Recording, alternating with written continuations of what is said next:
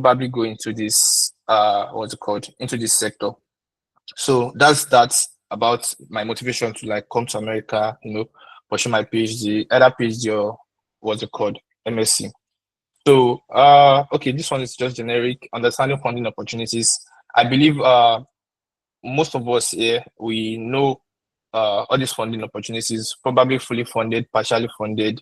Then once they give you fully funded, you can either work as a teaching assistant or as a research assistant. So that's not the main reason why we're here. So this is like the main reason why we are here. Then I'm going to like be talking about all this. So when I decided my final decision to like pursue my graduate studies was last year, that's 2024. So before I was following some people on Twitter. There is this guy on Twitter, I think his name is Francis Ibura. So what he did was that he created a timeline for you to follow. This is a file. Can you see the file? This is a bi-weekly timetable to prepare for graduate school applications. Is everybody seeing it? Yes, Hello? we are seeing. Yes, personal and app. Okay. Okay. So because I was Okay. working at that time, as I was working at that time, I could not really like build up the motivation to just focus on my scholarship application journey, this graduate school application. So, but when this guy released this what's it called, this document, it just gave me like a mental picture that I wanted to follow the timeline. So I didn't for from all this January, February, March, I didn't even join. I just saw it. I was still doing my work, so of course it takes much time. So I think I now focused on it around me. So I have to like settle all these tasks, all these tasks, and just like settle it. So the main thing about it, if you see on this slide, is what I call the preparation phase. So the thing about the US opportunities are it's more or less like a whole full year. So from January to May, if I wanted to like apply for what's it called, graduate opportunities again, I'm going to start early. Then what I mean by start early is I will use the month of January to May. You understand? So the first point here is researching programs and funding opportunities. So what do I mean by researching programs and funding opportunities? Okay, you might see on Twitter that people are, or maybe on the internet on LinkedIn, that I'm resuming my what's it called, PhD program.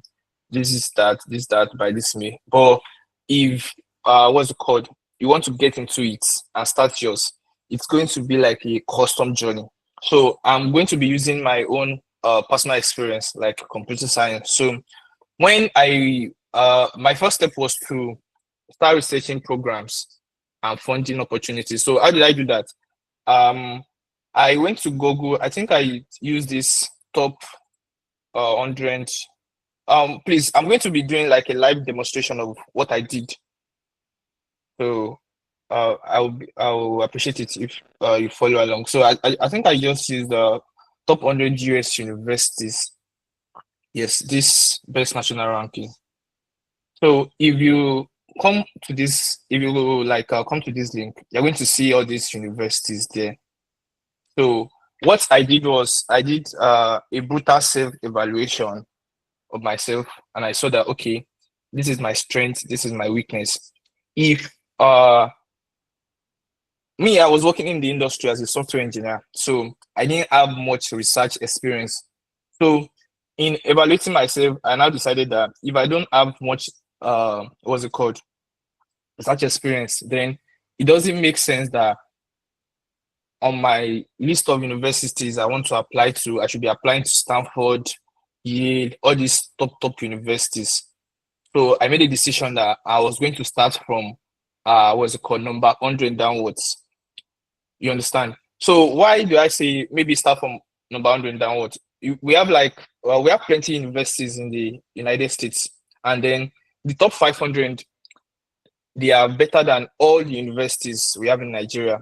So I didn't want to over what's it called? What should I use? I didn't want to overestimate myself that okay, because I finished maybe third best graduating student in my faculty, I should be applying to all these top universities. So I didn't want to like shoot myself in the leg. So what I now decided was that I made what's it called a list. Can you see this list? Me and my friend, his name is Caleb. We made this list. So what was on the list was the list of universities. Then if they required GRE, if they required English tests, then the deadline and the PhD deadline for app fee, for the one that you have to pay application fee, we indicated it here too. Then the country and the links. So this was the first step we did. So we identified about 20 universities. Yes. So in these 20 universities, it was scattered along this top 100 universities in the US, like top 500. So here you have University of Virginia. I think University of Virginia at that time was around 21. Yale was around maybe 3. The third on the list. Stanford was number 1 on the list. So we identified all these things. Then now, after we identified all these universities, we now did an extra work of, for me, now for example, University of Virginia, you pick it, then I just write computer science department in the University of Virginia. Please, we can't see your screen, sir. You said? Yeah, I'm seeing it. So let's is your network. I'm seeing it. Oh, okay. Network is displaying already. Okay, so I just type, you pick, if you're in sociology, if you're in mining engineering, your department name in the university that you choose. So in this computer science department, in the, what's it called, University of Virginia, you are going to, before, I used to do 2 things. Number 1, I go to their graduate programs. Then number 2, I check their research. So the thing about funding is that funding is not, what's it called? Is not affiliated, is affiliated to department, but if you really want to get it, you have to narrow down your research area. You understand? So when I narrow down my research area, I saw that Virginia offers security and privacy. That is my own research area. So if you click security and privacy, it might not be the same for all universities, but you are going to like see people that are in this what's it called, that are offering this research area in that choice university. So you are going to see all these guys. So why are we doing this? This is to I see it as the first step to do, because it narrows down your focus to people you are going to like check their works to see if they are going to, maybe they have opening their lab or their works, maybe it aligns with what you want to do. So from this now, I'm seeing that all these guys now, they're offering this research area. So most of them, they have their personal websites. So from their personal websites, you are going to see that this is what they do, this is what they are offering. Okay, I think maybe this guy has closed it. This guy has okay, yes. Now, for now, he has removed, before he has opportunities for graduate students here. So, and Hello? the thing, hello, I can hear you. Who is speaking, please? Hello. I think you should continue, Taiwo. Maybe that was Okay. So, this guy, for example, had opportunities for undergraduate student before, then graduate student too. So, what I did was, you are going to pick. What I did, I picked what's it called, 2 lecturers in the same department for a whole university. So when I used to see something on Twitter that people would say they wrote 300 code emails, they sent it to professor, but I'm not like underrating their approach or maybe trying to bring it down. But me, I believe in quality over quantity. So instead of you to write 300 code emails and send it to people. What I did was I just chose 2 professors here that are working on the research area I want. Then you now go to their personal page. On their personal page, you are going to see the papers, the roots. So from the for example now, this guy, if you okay, before I go there, you are going to see the papers they have written in the past. So what you are going to do is to pick like 2 or 3 of those papers per lecturers. You understand? So that's the first step. Once you pick it, now you now go over to their personal page again and check if they are affiliated to any type of lab. So if you see this guy now, this Ul Azan, he has please check out our research lab here. So for University of Virginia, his name of this lab is Welcome to that. So that is the name of their lab. So what I discovered was that apart from the funding the department they make available to applicants, each of computer science specific now, they have different labs. Some they have AI lab, some they have software engineering lab, some they have security lab. So this guy now has a lab. So this lab offers funding to students too. And once they offer funding like that, you are probably going to be working as a GRA and it's going to be fully funded. So why am I taking my time to explain this, what's it called? This process of, getting a department, going there, identifying the research areas, then identifying if they have labs. It's going to come in when you want to write your SOP. That's statement of purpose. So you won't need to be doing, generic SOP.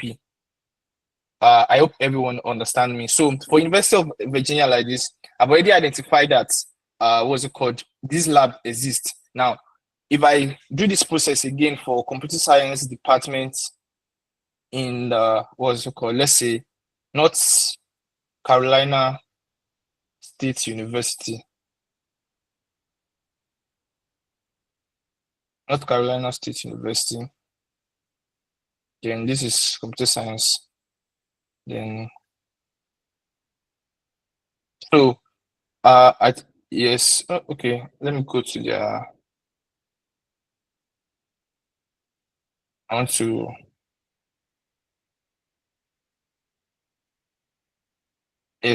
go to every university in the US. For each department, they have their own web page. So can you see now that if you come here, you see that if you go to academics, you're going to see graduate programs. If you go to research, you're going to see centers and labs. Then so let's click these centers and labs. Then for academics, let's choose graduate program. So in this graduate program page, you are going to see their application process, what they need, the procedure, the deadline. So if you see this one now, you see all this evaluation of your education, recommendation, you see everything that they need, how you need to submit your stuff. You see if they require GRE or not. So as you are doing all those things, you are going to be updating your Google Sheet to show those things so that all your records is going to be in one in one sheet, and then you are going to able to narrow down your focus. So when I made this list of universities, I created another refined list and I named it final grad school list. So I chose 6 universities. That's University of Central Florida, North Carolina State University, Virginia, University of Iowa, and Iowa State University. So now if we check this guy now, if you check this is when we click the computer science lab for North Carolina State University. We now saw that all these labs, they exist. Can you see it? Research groups, computer systems, cyber physical systems, research labs. You now see Ag Lab, Innovative Educating Computing, OFPAC, Innovations in Software Engineering Research. So for me, I think I chose, what was the one I chose for NC State? Yes, you are going to see this. This is a lab. Under this lab, you are going to see people that are there. So this is the papers they have written. So if I had a research interest in software analytics, I'm just going to go to this place, then click their research papers. I think they changed their website. Before it released the research paper, then those people that authored it, they are usually professors and doctors from that department. So if I choose maybe one or two, I'm going to remember just choose two lecturer in the same department because they talk with each other. So if you are doing maybe let's do quantity, you are now what's it called? For example, this lab now, you could email like 5 people here. They are going to talk to each other. They talk with each other. They share stuff. Some of them even work on the same project together. So you're already blacklisting yourself. Like just pick two. Then let's say we pick this guy, 2 papers he has written. We pick this woman, 2 papers he has written. So you're not reading it here too. You're just picking a paper that aligns with what you want to do. So once you have done that, you have that, you update it on your stuff here. So for the schools I choose, I know that you needed 3 recommendation letters, your GRE scores, all of that information requested on the application portal, which is your SOP and stuff like that. Then some universities, they also require that you do a research proposal. So for me, because I was active in the industry, I didn't choose all those universities. I know Boston University is part. So before you submit your application, you have to like do a research proposal that you're going to do. So that's about identifying the funding opportunities. You first of all identify the department, check their requirements, then check if they have labs. For the people that don't have labs, you check their personal websites. Most America, they document their stuff very well. So most lecturers have their personal website where they are going to what's it called? They are going to show you that maybe they are taking graduate students. For example, this is my own what's it called? Supervisor in Central Florida. This is his own personal website. So you can see that on the lab thing I said again, it still said that the Spirit Lab is looking for one postdoctoral researcher starting for 2025 or spring 2026, who is passionate about exploring issues in software privacy compliance to join our team at UCF. That is how most of them, that is how like they recruit students.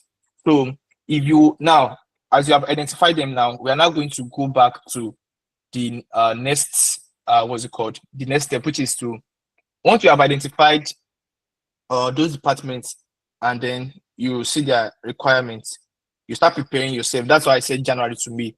If you do this in February, you might want to write GRE. You use 3 months. So that means you have March, April, May to prepare for your GRE. You write it by June. You understand? So if you start early, it gives you time. So what I discovered about this GRE is that there are schools that don't require GRE. Good. I'm not downplaying that, but you should what's it called? You should have something at the back of your mind that the more the requirements are easy to meet, the larger the competitions you are going to meet. You understand? So, for example, for department that don't require GRE, that means plenty people they are going to apply. And out of those plenty people that are going to apply, there are also going to be people that have GRE. Some they will say they don't require it, it's optional. So that means some they don't consider the GRE even if you submit it. Some, even if they don't require it, they are still going to use it to evaluate stuff. So I believe in putting your best foot forward. So if you can write GRE, I know it's expensive. If you can write it and prepare for it, I think it's better. It helps your application. You understand? So if you write GRE now, let's say, then most universities in the US, they see Nigeria as an English-speaking country. So I think you should also tailor your application to all those universities. You don't need to go and apply to a university that is offering that you need to write GRE. You still need to write all these TOEFL exam. Just focus on GRE. Then so now the next thing will be could emailing these potential supervisors. So what I said earlier, you chose 2 faculty members from their departmental website. Then you have already seen that, okay, I've identified papers they wrote, maybe 3 or 2. So you are going to read those papers. Then you are going to like create a slide. It's just like you are criticizing that paper that they wrote. So if you see this thing, this is the paper I chose for, what's it called? This is the professor I could image, Alexandros Kapravelos, is in North Carolina State University. So me in code emailing it, I've already chosen 2 of his papers and I read it. And this was the title of the paper that I finally chose that I'm going to like send to him. So you'll do like a brief overview, like all these like you are presenting paper in school. So it shows what I see about this approach is that it shows that you are not doing any generic thing. Then you have already maybe committed a little bit of work to understanding what that what's it called, what that professor is doing. So me, I did this and I sent it to him. He did not reply me. So this is for North Carolina State University. No, it's criticized. So we are not applauding anything. No. It's not Nigeria that maybe we are afraid that maybe if you tell them something about their paper, maybe they are going to like take it on the other side and see you as the enemy. No. So you just like read that paper from beginning to end, then you bring out your own discussion about it. Is your research area now, you should know what you want to do about it. So then you tell them the limitations that, okay, this is what the limitation in the paper was, then future research directions, what they can do. So that's what I did. Then I sent the email to him. So he did not reply me. So, but let's proceed. I will still tell you why it was called. It came in handy the next time. So now, you also in this January to May too, you have to make your intentions known to your recommenders. I don't know, but for Federal University of Technology, Akure, Computer Science Department, the professors are willing and eager. So I was afraid of them before, but I had a friend called Caleb. Caleb had a relationship with them. So he took me to them, and we now discovered that people that we have the fear for that maybe they may not reply us. They actually like open to us. So I secured like probably 4 to 5 professors. So in your recommenders, please, if you can get the dean of your faculty, the dean of my faculty is my department, Prof. Adewale. So I got him. I got my project supervisor. That was 2. Then I got 3 other professors too.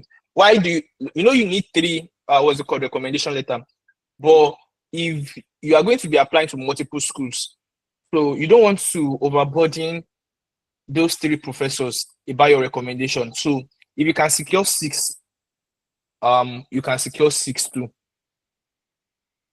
Why are you securing at most of them? So that you can spread their recommendation. So from this now, making your intentions known to your recommenders, then you are going to write okay, I believe this is JCS. Okay, so you are going to have let me say, what's it called?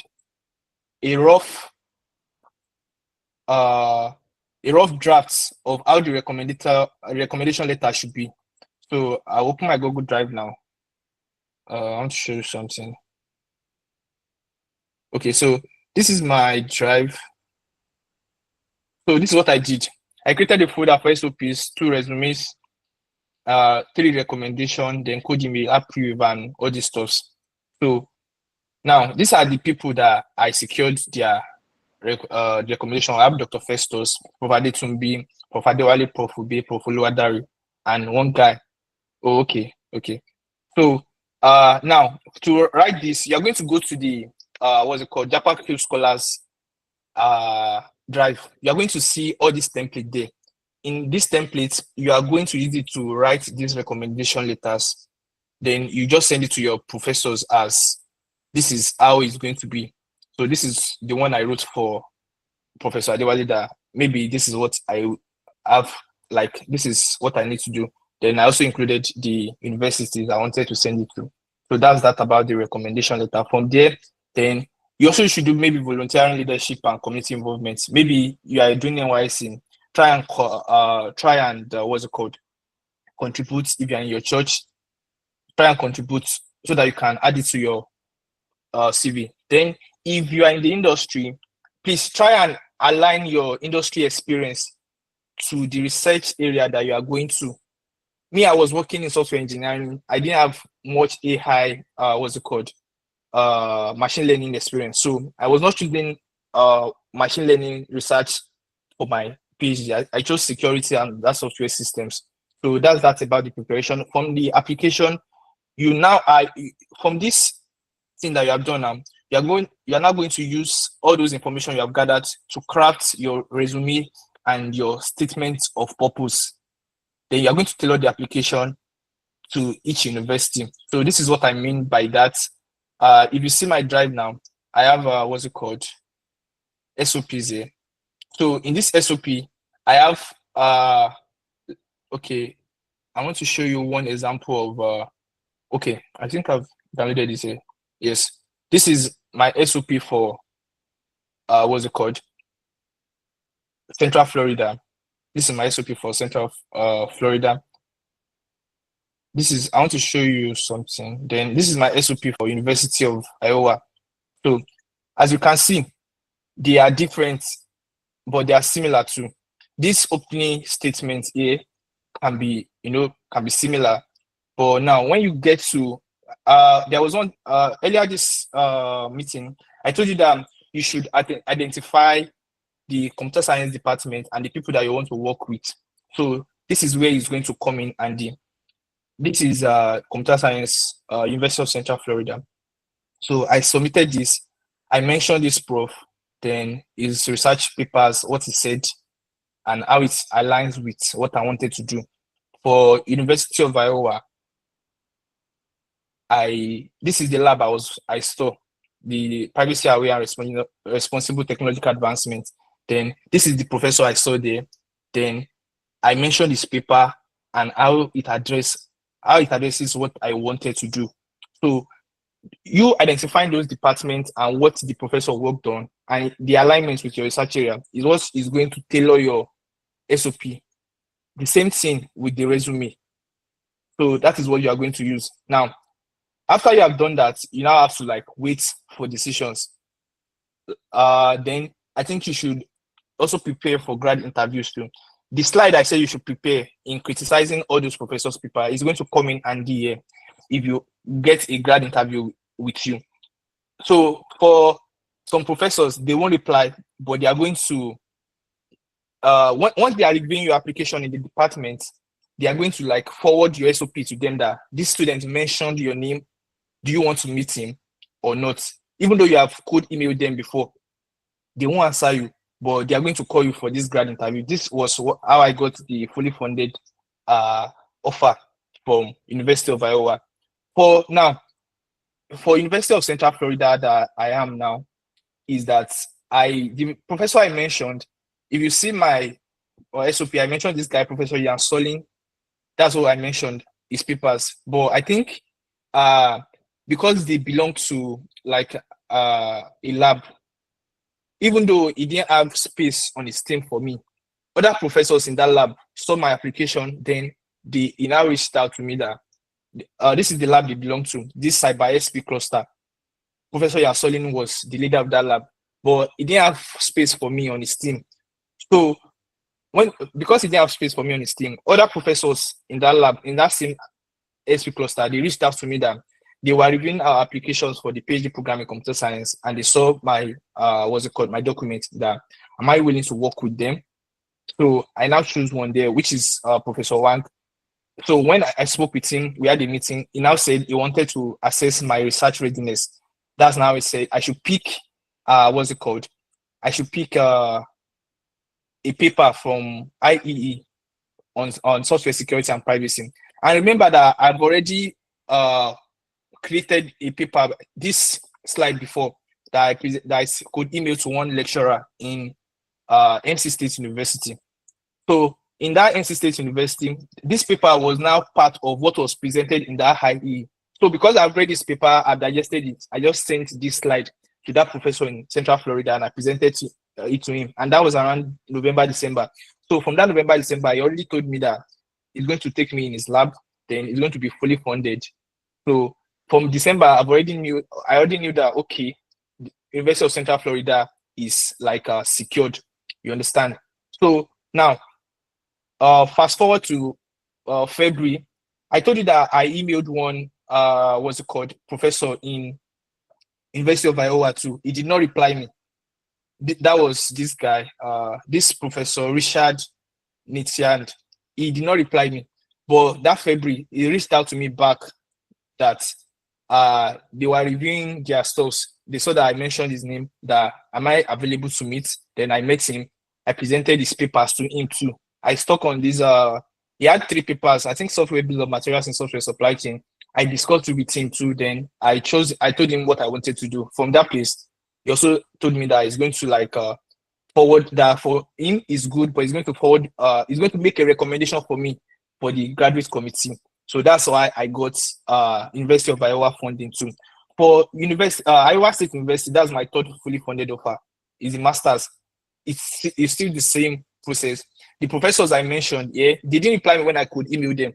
But when they were reviewing application materials, they mentioned me, they reached out to me, and we did a meeting, and they said, okay, they like my work, that they would like us to like work together. So that's just that summary about how I got my stuff. Then common mistakes, I mentioned this one already. I think you should choose quality over quantity. For me, this is my final grad school list. I chose 6. Then if you see this one, this is what I used to track them. I admitted all those ones that admitted me, they gave me fully funded offer. I think a professor reached out in Virginia too, but his research area, I didn't have any knowledge there. So I told him I'm not interested in working with him. But that is after I've already secured like 2 fully funded offers from Iowa and Central Florida. So I think you should maybe create something like this for you to track it. It's going to be easier like that. Then weak personal statements. So if you don't do the work of going to those departments, looking for the lab, looking for the professors, reading their papers, you're going to write generic personal statements, and it's not going to help you at all. Then if you ignore communication with potential advisors, maybe you didn't could email them. I don't know, but for me, I could email them, even though they didn't reply, but at least they had me in mind if they saw it. Then you should do it, what's it called? Don't miss deadlines. Don't do last minute rush. Most of the if you check my sheet here, I have their deadlines, say December 1, December 15. I've submitted all my all my stuff. I submitted it by Central Florida. I submitted it October. I think Iowa was the one that took time, and I submitted that one around December, maybe 6 or something. So if what I saw about this is that I think most schools they review these applications on first come first serve basis. They don't just combine it. So if you submit early and you have been preparing since the beginning of the year, you are going to maybe have maybe first mover advantage. You understand? Then yes, staying motivated and focused. Yes, this one is like a fun fact. So, but when I wanted to like keep my motivation up, I was watching Prison Break and 24 Prison Break, because if you remember in season 2, when those guys escaped from prison, they were chasing them around America. So they were just mentioning state across America, Idaho, Utah, all those things. When they mention it, I'll go and check the university there. That okay, Idaho has a university, Utah has a university. Can I apply? Check their computer science department, stuff like that. So you are going to need that. Then personal insights. I think you need the God factor. I don't know which one you are worshiping, maybe the Christian God, the Muslim God, or maybe Ogun or anything. You are going to need it. Say good luck. You are going to need it, because it's more or less, it's not maybe you are good or not. You are going to miss competition, but you need that God factor. Then start early and stay consistent. Then this one is very important. When I wanted to write all this SOP, all this recommendation letter, I was using the template from this place. You're going to see it, code emailing. You're going to see sample recommendations and sample SOP. I remember I used Omoli. Then there was one guy here that went to Baylor University. Yes, I used his stuff too, because I understood what he was talking about. So that's the importance of community. So this is my Can you please navigate to JCS website so that they know that it's from the website? Funny, I don't know the website. I've never used the website before. Okay, let me tell you the URL. So you open it now in front of everybody. Okay. Yes. JCS. CH like scholar, like that, .org. Scholars or scholars? Yeah, no, scholar.org. Yeah, Okay. yeah. I So think there's you a website. they go to This is the website. Where? community is up there. Okay. Community. Yeah, it's already on the chat. Then if Okay. they scroll down, then all the folder that you're talking about is Okay. Okay. Me, I didn't even know. I just there was a time you pinned it on your Twitter profile. I just okay. went there. Then that's what I used for all I these mean, things. the website we bring you back here. I'm just saying Yes. that so that people that Okay. are listening, thank you. Yeah. Yeah. So you are going to see materials that you are going to use to prepare for. But I think I chose coming. Let me open my graduate school. I'm trying to. Okay, this is the material for GRE. The Manhattan, this one is good. Then the official GRE test too. So then Kaplan, I think I got it. I got some of them from that community. So that is the importance of community. So this is the final results. 6 total applications, 3 were successful, 3 failed. For my visa application to JCS, it was we have somebody in JCS. We call him Ashley, then Tiabonga, then one other guys too. They used to like do mock interview for us every Saturday. So once you go there the first time, they're going to grill you. Don't take it personal. Especially, I think Ashmi or something is very strict. Don't take it personal. Anything they tell you to do there, I think you should just implement it. Use it for your transcripts. Then you are good to go. So this is one is just my personal motivation. You miss 100% of the shots you never take. So just apply, but make it strategic. Don't just do you want to send 300 code emails. It's not needed. The time you are going to use to send 300 code emails, you can actually narrow down your focus. According to your strengths. If you are maybe you have research experience, you can target all these guys that are at the top, all these Southern California, New York University, okay, all these people that are in maybe top 50. But if you know that, okay, just evaluate yourself. You can start from 100. What's it called? Number, like universities that are 100 on the list, you're going to see them. Just then, maybe spread it. If you want to try your luck in these top universities, all these top universities, they have plenty of competitions. You can choose one there. I chose one there. That was University of Virginia. Then from 50 to 80 to 100, I chose North Carolina State University. Then 1 to 20, I chose Virginia. Iowa was 100. Iowa State University and Central Florida, they were, I think, around 120 or 130 like that. So that's about my journey. Thank you. So thank you very much, Mr. Taiwo. We are really grateful. But the thing is, you have 7 minutes more now, so I don't know if it's possible for you to be able to answer questions. Because Sure. our speaker is on the call. So, but I think one of the first questions I want to personally ask you. I hope you can hear me, sir. Sure. Yeah. So I wanted to ask that, okay, for someone that finished school in 2019 with a similar case like you have, what are the strategies they can use? Because I'm looking at it, 2019 to 2025 is already about 6 years gap. So how can I go about that? So can you quickly share with us what they can do? If you know you left school around 2019, is either you look for ways to maybe gain experience as a research assistant. Maybe you are working in the research sector, academic sector. So you are going to need that experience in like narrowing down your focus to where you want to go. But if you are like me that is working in industry, you are going to need to like focus on the problem that you have faced in the industry.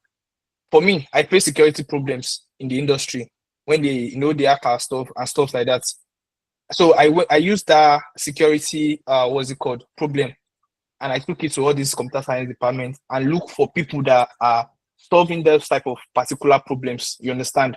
So it now gets easy for you to like relate your story. If you see, okay, let me quick, if you see my SOP here, if you see my SOP here, I made reference to what we did in Patricia and the problems we faced and how it's like spurred my desire to like go for PhD. So if you have left school a long time ago, it's either you look for the problems in the industry you are working with, or you go and look for a research problem and maybe work as maybe 1 year as a research assistant anywhere. You don't even have to collect money, just work with the professors. I'm very sure they are like happy to help you. So that's what you can do. All right, thank you so much. Okay, I think there are two persons with questions, but again, there's a particular question on the group chat. I don't know if you can quickly answer within 1 minute. So it says, okay, in your code email to potential. I can read this. I can read it. Don't worry. So you don't waste. Thank you. Yes, in my code email, yes, I told them that I'm interested in joining their lab. That because of this, I criticized their research paper, and I saw that it aligns with what I want to do. That are they willing to like jump on a call and discuss it? So I did both. I did both. Then, is it advisable to criticize one or more within the same? I don't know, but I think it's better you narrow your focus down. Just pick one. Just pick one. One is good. When you are talking about that one, you can make reference to other papers that you criticize. You understand? Maybe you are talking about paper A, then you can maybe draw one insight from paper B and see that if you tell the professor that if you can what's it called, that when I was reading your other papers, maybe when I was reading paper B and C, I saw that what you did there add correlation with this. So it's going to communicate to the professor that, okay, yes, this one has actually read my work. Not like it's just doing EJ, UJ, you understand? All right, thank you so much. Mr. Ezekiel, do you have a question? I can see you are raising your hands. Most definitely. Sorry, I'm at work, but let me just shift away from the noise. Okay. Okay, please go ahead. Yes. So my question is, now he is particular in STEM. For someone like me, non-STEM, and basically I finished 2015. You know, him said 2019. Mine is 2015. Non-STEM business administration, HMD. I don't know. I would like to know what you personally advise for me. Sorry to come in before you finish speaking. Mr. Taiwo, please permit me. Our next speaker is going to be doing more justice as to that. I think you said, Mr. Yes. Ezekiel, if I'm correct, you said you studied a non-STEM related course, and then you also said that you finished with an HND, right? So yes, please. It's interesting because we have two speakers who will be addressing that issue. One of them is also a non-STEM person currently in Ohio, and then the other person also finished with an HND. So I believe that your question will be more addressed better by those persons. Is that fine? Okay, no problem. Okay, all right. Mr. Amobude, do you have a question, please? Hello, Mr. Amobude. Yes, I have a question. So please, can you? Yes, I have a question. Ask your question, please. Okay, very, very quickly. I have research experience. I was a lecturer. I studied business administration, human resource management. So I lectured for like 4 years. I also have few papers that I published. Now I switched from the academic to industry, and I work with Money Point as a cluster manager. So how do I marry these two experiences when I'm applying? Okay, can I answer that? Yes, go ahead. Yes. I think with your experience, you even have more chance because you have papers. Me, I forgot to mention, I didn't have any research paper that I've published. So what I mentioned earlier, I believe that as you are working in the industry now, you say you are working as a cluster what? Cluster manager with Money Point. Okay, so I believe that there are problems that you guys are facing already. So I think you should pick that problem, look for the closest research area to it, and relate it to it. Okay. Then you now find a way to also link it to your, what's it called? All those papers that you have written. I think that is what you should do. That is what you should do. Okay. Don't just maybe apply to any.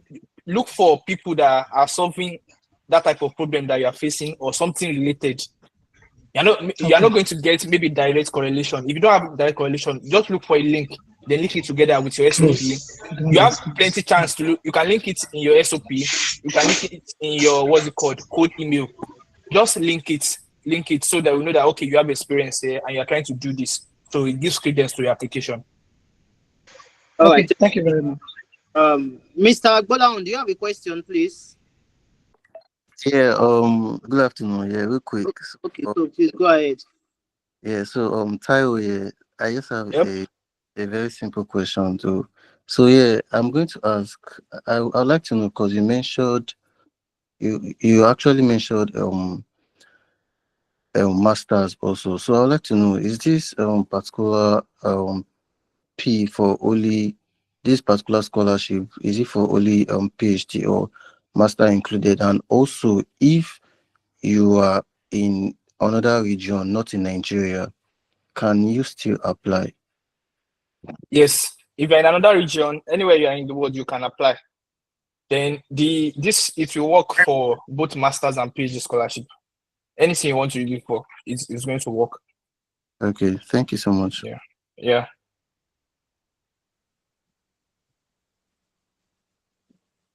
Okay, thank you so much. Mr. Feyi, I think you have a question, right? Yeah. Yeah, Taiwo, thank you very Okay, much so for your go ahead. presentation. Okay. So, I think at different points you mentioned that you applied even without getting a feedback from professors. So, I mean, that has not really been the notion that I understood a while. So, are you really advising that we can go ahead? Are you saying we can take that risk to apply? Yeah, you've reached out. Yes. Yes. The Mm. thing is, if the professor has not what's it called, assured you that he's going to maybe put in word for you, I think everything you are doing in this scholarship process is a risk. You understand? So now, this didn't even So reply your that's why I said, email at all. Chill. That's why I said you should evaluate yourself. If you do a brutal evaluation of yourself, and if I send an email to a professor in Boston University, it's by chance that that guy is going to reply because their what's it called? Their research activities is very very high. I told you that if you want to apply to Boston, you're going to need a research proposal. I don't have that, so when I saw it, I didn't bother applying to Boston. You understand? Do you understand, Mr. Feishayo? Yeah, I'm with you. Yes. So that's why I said that your problem statement is very, very important. So that even if the person you emailed doesn't have space for you, like the person I emailed in Central Florida, he didn't have space for me. But other people in that lab, that's the importance of the lab. In that lab, they saw they saw my application materials and they reached out.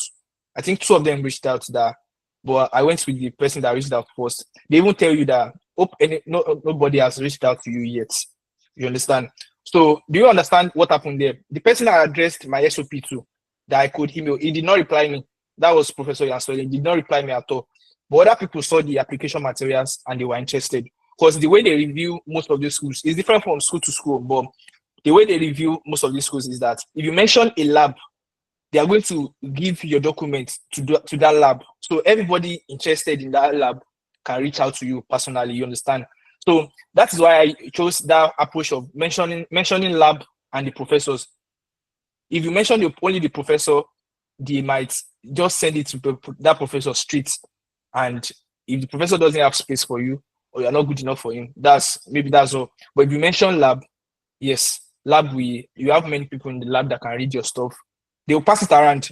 That's what my professor said. They are going to pass it around. Anybody that is interested in you will reach out to you. That's how it works. All right, thank you so much, Mr. Taiwo. So please, if you have any other question, you can just drop it in the chat box, or maybe you keep it for other speakers.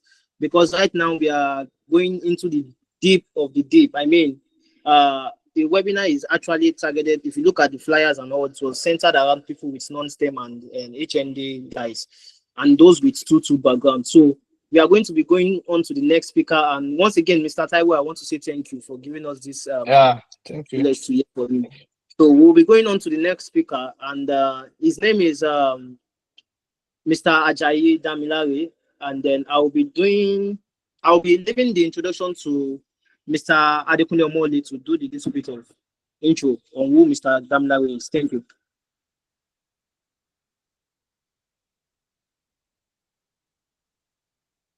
Hello, Mr. Omole. Are you there? Okay, okay, good. Okay, no problem. So I will call on Mr.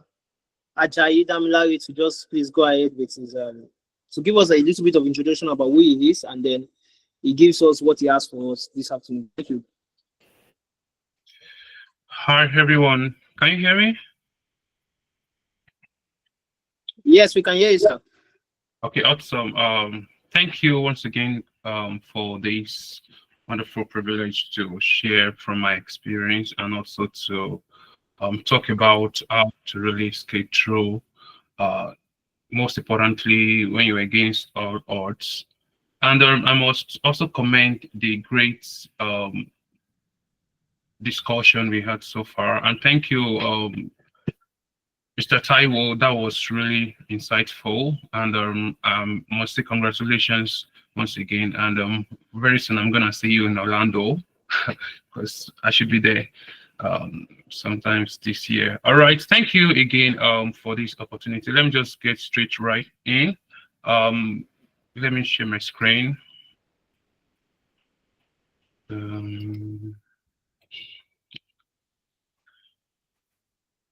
So please let me know if you can see my screen.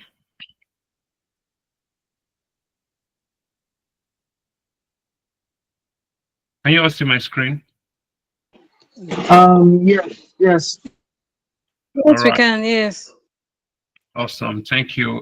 So breaking the barriers, and especially when you are against all odds, what does that mean? It means that you are not the top three in your department, or you don't have the best CGPA, or you didn't go to one of the best universities in Nigeria. So, so how do you really get yourself on the opportunities in the US? My name is Damilare Ajayi, and let me quickly introduce myself, tell you a little about myself. I'm a PhD student at Florida State University, also in Florida, and I have like a decade of experience in educational technology, and I have my first degree in mathematics from the Federal University of Technology, Akure, the best university in Nigeria.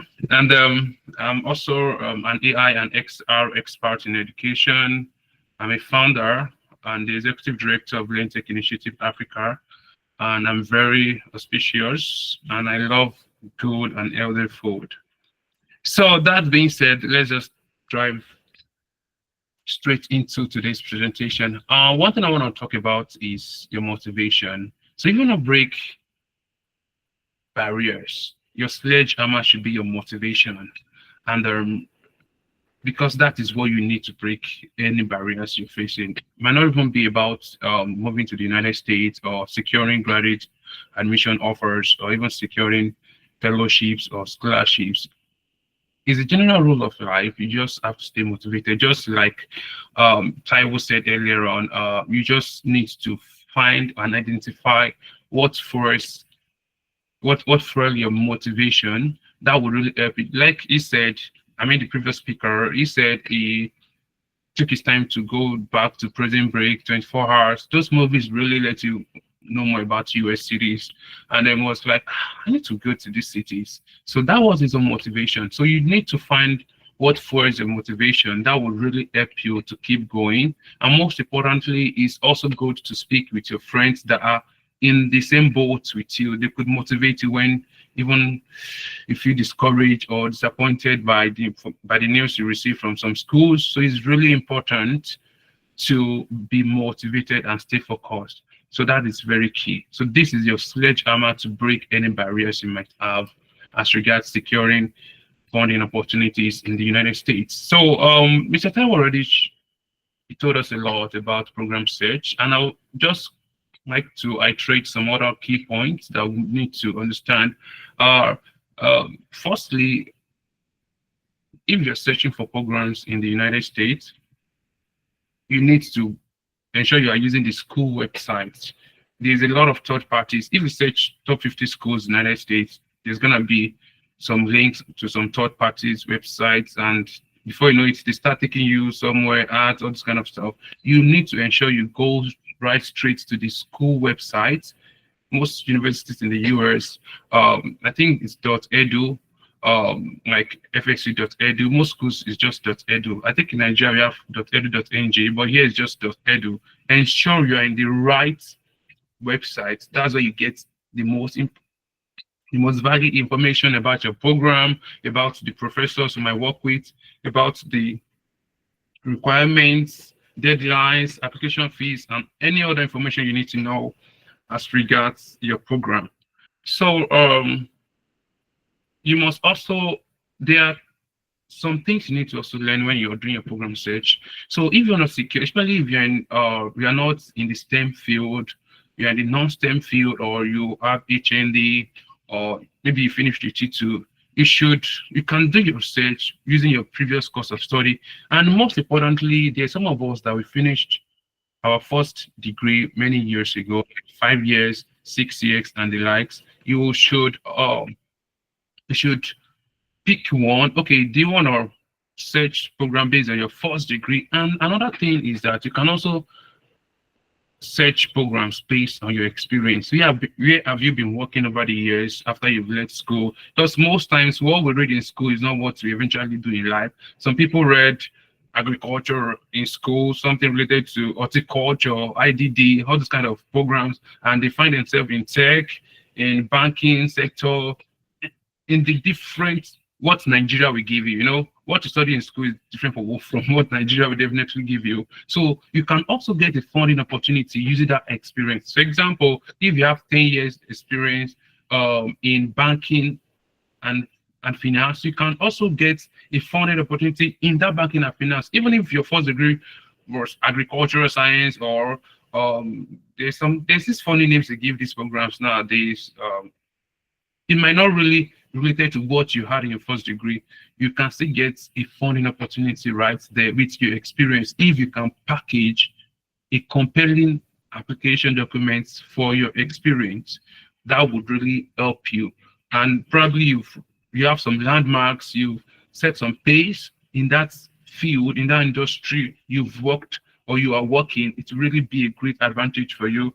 And most importantly, people think what you doing your first degree is what you would do in your graduate school. No. You can change discipline, you can change fields, you can change departments. You can also look out for interdisciplinary programs. This will really help you secure, because if you finish with the two and in civil engineering, or you are an HND holder, you can definitely switch to another field. We have some coded programs here in the United States that anybody from any field could get funding opportunity from. I think I saw one, tech and media. There's a lot of writing. Anybody can write, and there are programs there, creative writing. Yes, these are funded programs here. Anybody could be a creative writer. You don't need to go to study English to be a creative writer, right? But your work, your experience so far should be able to complement your application documents so that it will make it competitive and even compelling for those that are reviewing your applications. And I will talk more about that when sharing my own experience. So you can switch from any degree or any program to another one. It's really it's open here in the United States. You can go for any, you can come to nursing from biochemistry. You can move from nursing to engineering. Just make sure you do things. You have some things to back it up. That is very key. And also code milling. Mr. Taiwo really gave us extensive explanation on how to search for programs. And he also talked about code milling. So one thing I will always say is that try to code mill before you apply to any program, because it will give you an edge. It's nice when you already discuss with the professor and the professor say, oh, go ahead, shoot your application. So those kind of people, those are the names you want to mention in your SOP or your application documents. It's going to give you a chance of getting admitted into the program. So you need to try and code mail before you apply. And in some cases, you don't even need to code mail. Yes, I've done that for people, and we've got funding opportunities like that. We just look for the program and we see, oh, people are not really into this program, and these people are looking for students. So you don't even need to code mail, just shoot your shot, write a compelling SOP, make your package good, then send. They'll pick you. Oh, before you know it, they will email you back and they like. So, but I always tell people, try to code mail. Code mailing really gives a great edge because you already know the kind of person you want to work with, you know the program or the research interest you want to mention in your SOPs, you know the kind of work you want to come and do by the time you have these strong conversations with your professor or your potential advisor. It's always smooth when you code mail.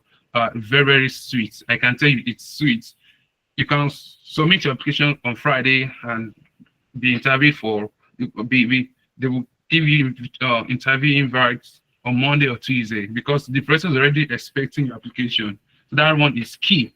And another thing I want to mention there is target program top dogs, just like Taiwo mentioned before, like in a lab or in a department. You don't want to shoot your email to all the 5 faculties there, all the 10 faculties there. These guys are almost they see almost every day and they do faculty meetings, they talk a lot. So you don't want to put yourself on that blacklist.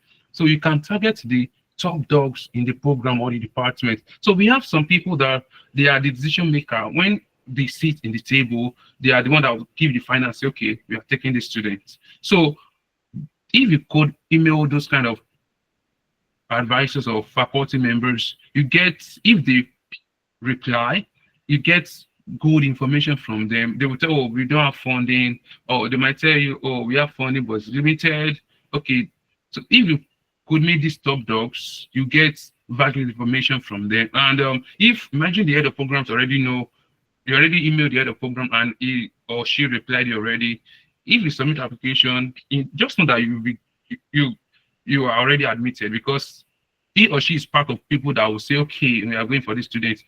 And you already have the backing of the head of programs or head of departments. That is a very good advantage for you. So you might want to target some program top dogs. Some of them are not reply emails because some of them are only focused on administrative role and they are not really doing research anymore, or they are not even teaching anymore. But you must be, just try to weigh your balance. You will get to know the top dogs by how many papers have they published, or let me see their role in the program, or you might email the head of PhD programs because each PhD programs, they have coordinators. Master's programs will definitely have coordinators for all programs, all departments in the US universities. So you need to target the program doctors. It helps a lot. So that would help you to secure good information, even if they don't have money, but they will give you good feedback or information or how the program works, what you need to do. And mind you, they can ignore. It's totally fine. You don't need all email to be responded to. You just need that one email that will say go ahead and apply. So you shouldn't care about sending emails. How many MB is it gonna take from your data to just send an email? So you shouldn't get yourself worried about rejection. Just keep sending the email. So send as many as possible. So like Taiwo rightly said, after you've done your deep research, you know the kind of people you want to.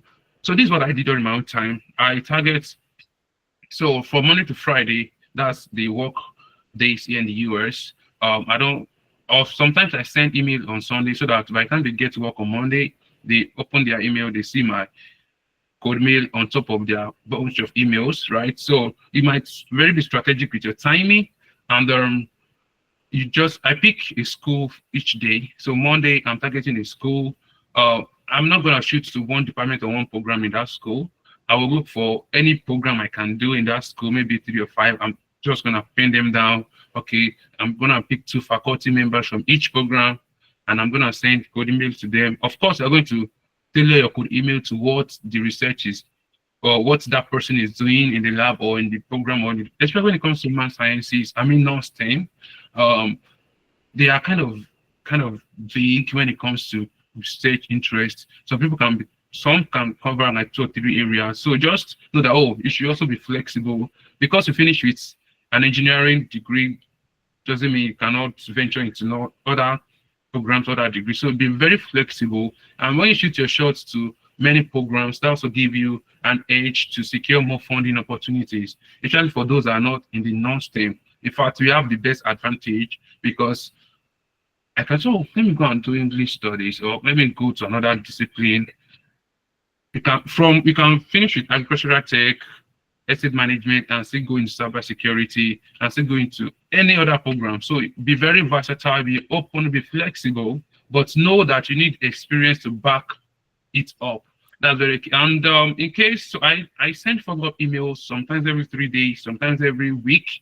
So if I send out email on Monday, so by next week Monday, I'm gonna do a follow-up of the previous emails, and I'm gonna shoot a fresh email to another school. So you can work with that strategy, just like Taiwo shared with us. Can have a Google Drive where you track all your progresses, or you also track all schools you're shooting in application. So before you even start applying, you need to be strategic. Okay, this is school I want to apply to. I've heard from this professor. This man likes my work. I've done interview with this person. He said I could. Why not shoot your shots? So, and that's about program search. Another thing I want to talk about is application fee. Most people, they keep looking for tuition waivers. A lot of Nigerians, a lot of Africans are also looking for free schools. So the competition will be very high because they will receive a lot of applications. And you must stand out. You want to break barriers. So you need to take a step ahead.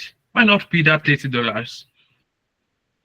Why not pay that $50 application fee? It makes go search for schools with some application fees, because many people will not want to pay money for application. I don't even know if they will take me or not. Why should I spend money? But you spend that money to those programs, it gives you an edge. And most schools in Florida are like $30, and in southern part of the United States, you get below $50. So it's what you can, or you can even speak to anybody the US. Oh, please, I want to apply to 5 schools. Could you help me with $150? Or you can even save up to it. So just know that, stop looking for waivers. Fine, it's good. Some PhD program, I think I applied to one PhD program. If you're applying to PhD programs there, they will ask you it's free. They tell you it's free to buy PhD. I'm not saying it's bad to look for waivers. Of course, it's free stuff. Try that. But standing against the odd also means I need to take a step further. So why not pay that $30 when oh, this school is sure, the program is sure, they don't really have more students and they're looking for students. Why not? So pay that fee. It gives you a upper hand. So speaking of application materials, it's really important to have a compelling materials. That's what we give you, that funding you're looking for, especially when it comes to non-STEM. Your resume, ensure that you tailor your CV to academic CV. And there's a lot of information you need to put because it's academic. So make sure it is very clear. I don't want to talk about that because if you check this JCS website, you see a lot of CVs there to draft from, to use as a template. Go to the website and check it out. You see a lot of application material samples you could use. And secondly, I want to talk about evaluated transcripts. Especially for those with ND and HNDs, you need to evaluate your transcript. This will give you an edge, and it's gonna make your transcripts like equal to US standards transcripts. So that is what they need in your application. They need to see, they don't want to be going through your ND and HND transcripts.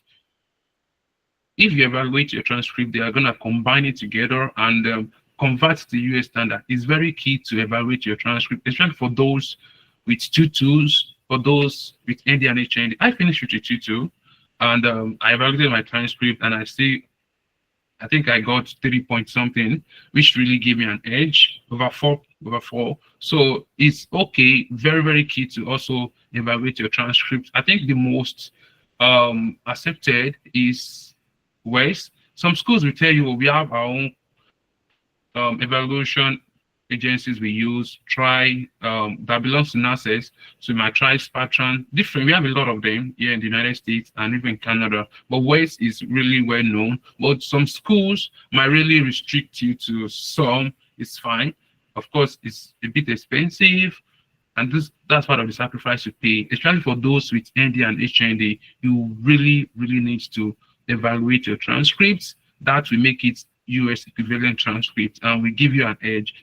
You can't even know, because most programs requirement, they'll tell you, oh, you need to have a CGPA of 2.5, 3.0, 2.8. How would you know if your CGPA is 2.5 or 2.8 or even more? So when you evaluate your transcripts, convert it to US standards, that is when you will know, oh, this is where I am right now. I'm on 2.8 over 4.0. I'm on 3.0 over 4.0. I'm on 3.5. So that is part of the information you're also going to include in your code milling, right? So if you're code milling, you just don't want to code mill anyhow. You want to put in some key informations like, oh, I have this CGP of 2.8 over 4.0 and this and that I've worked here. So you have to put in some key information in your code email that would also spark a response. You just don't send an email. If you send me an email, and in fact, if the first paragraph is not really really giving me that, let me read more. I'm not gonna finish the email. But if the first paragraph is really compelling, like spark that interest, you're attracting that reader, you know, let me read more. I think this guy is making sense. Of course, you finish the email, and some people, they get, overwhelmed with a lot of activities. They might forget to even reply you. That's why you do some follow-ups, send a follow-up email so that I can get it. Oh, I'm sorry, I missed it. I thought I replied. Okay, can we have a call next week, or they'll give you time? I had a lot of conversations with professors when I was code mailing, because I put in a lot of information. I also did GRE, which is a standards test. It's also very key. And I put my GRE score there. Oh, I did this, I have this, my CGP is this, I've worked with social places, I've founded an organization, I've been doing this over the years. All those kind of information, like, what?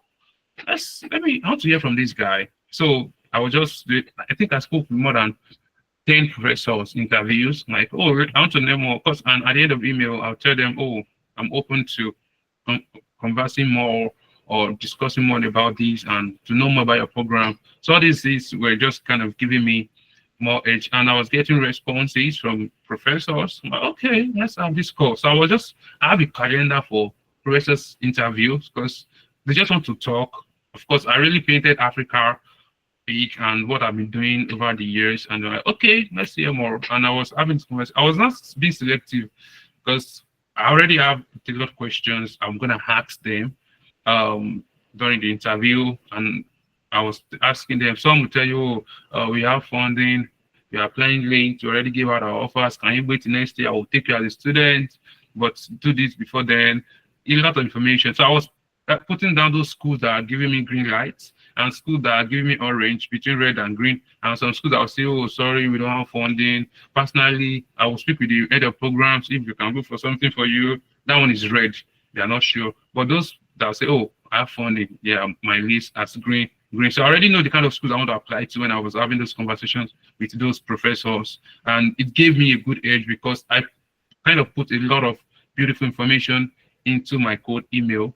And that really, before, when I never wrote my GRE, have I done my West? No, I was just code mailing generally. I was not getting responses. Immediately I finished writing my GRE, I evaluated my transcript, and I was putting all those details there. The responses rate just increased. I was getting responses. So I didn't really code mail much anymore. Then when I was getting interviews, I already have like 4 green lights. Green school that gave me, okay, let me pick. I checked the application fees. I see, oh, this Florida school doesn't have much application fee. Okay, let me apply to this. There's a school, and I check like $150. What? No, I'm not interested. Let me go for the cheap school because they already gave me green lights.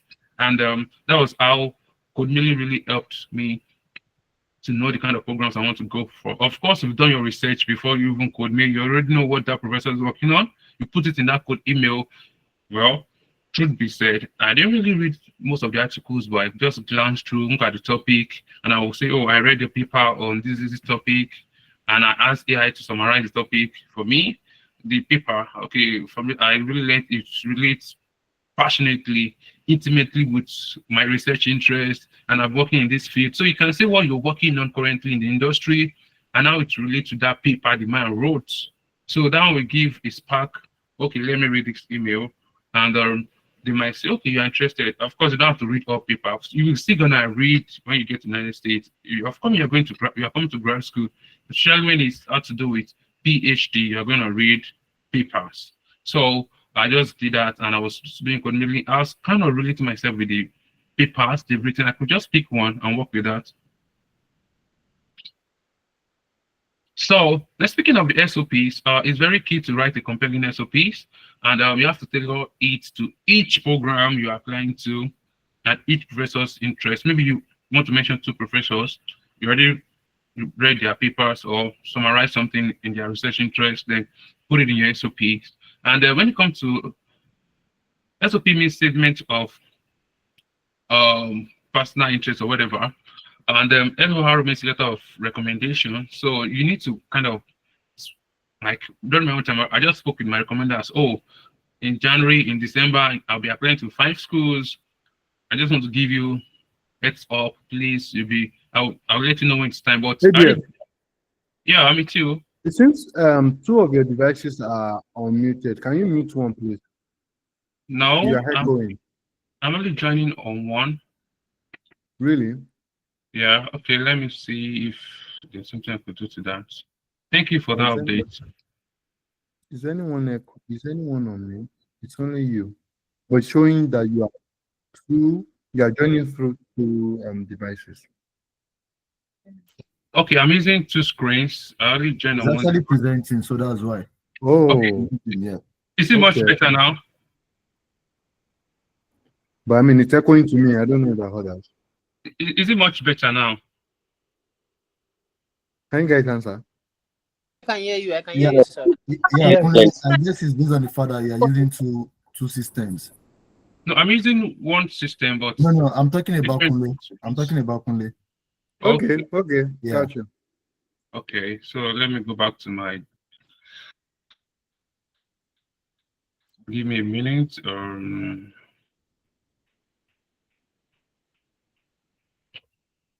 All right, so let me just go ahead.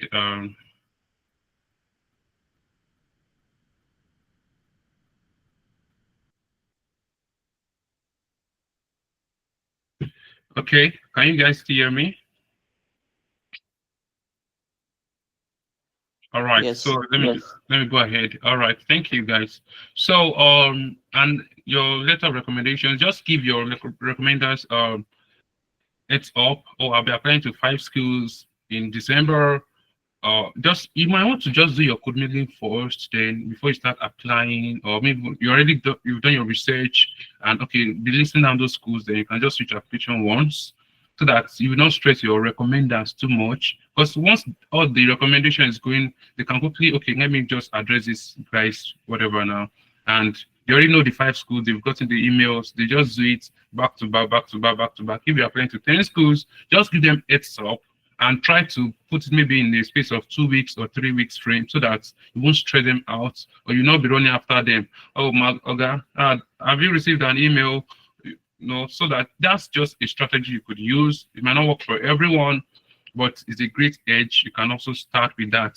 So that's about application. I believe other speakers are still going to address and talk more about the materials you need and how you can really submit a compelling and competitive applications.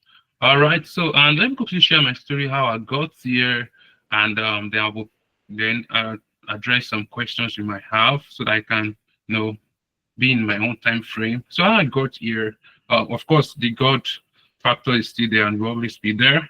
And number 2 is people. Over the years, I've always been a people person. I talk with people. I've made a lot of friends.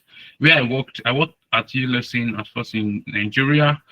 I have a lot of people there that would even talk to. I need recommendation, the CEO. So I've really built great network of people, of friends. Normally, my younger brother, these people are there to support me. And in fact, from there, I even got the motivation to even do more. So, like I said, you should identify what first your motivation. That's very, very key. So when you speak with people that are really in this boat with you, they keep giving you, okay, let's do this. They ginger you, because sometimes you're gonna get a lot of negative responses. Oh, unfortunately, we are so sorry to tell you. All this kind of stuff will come. You just don't have to care about that, because what you need is just one yes, even if it's 100 no's or 99 no's. You don't care about 99 no's. What you should care about is one yes, and that should be your motivation. I won't stop until I get that my own yes, until I get that my desired funding, until I get that my fully funded opportunity. So you really need to keep yourself motivated.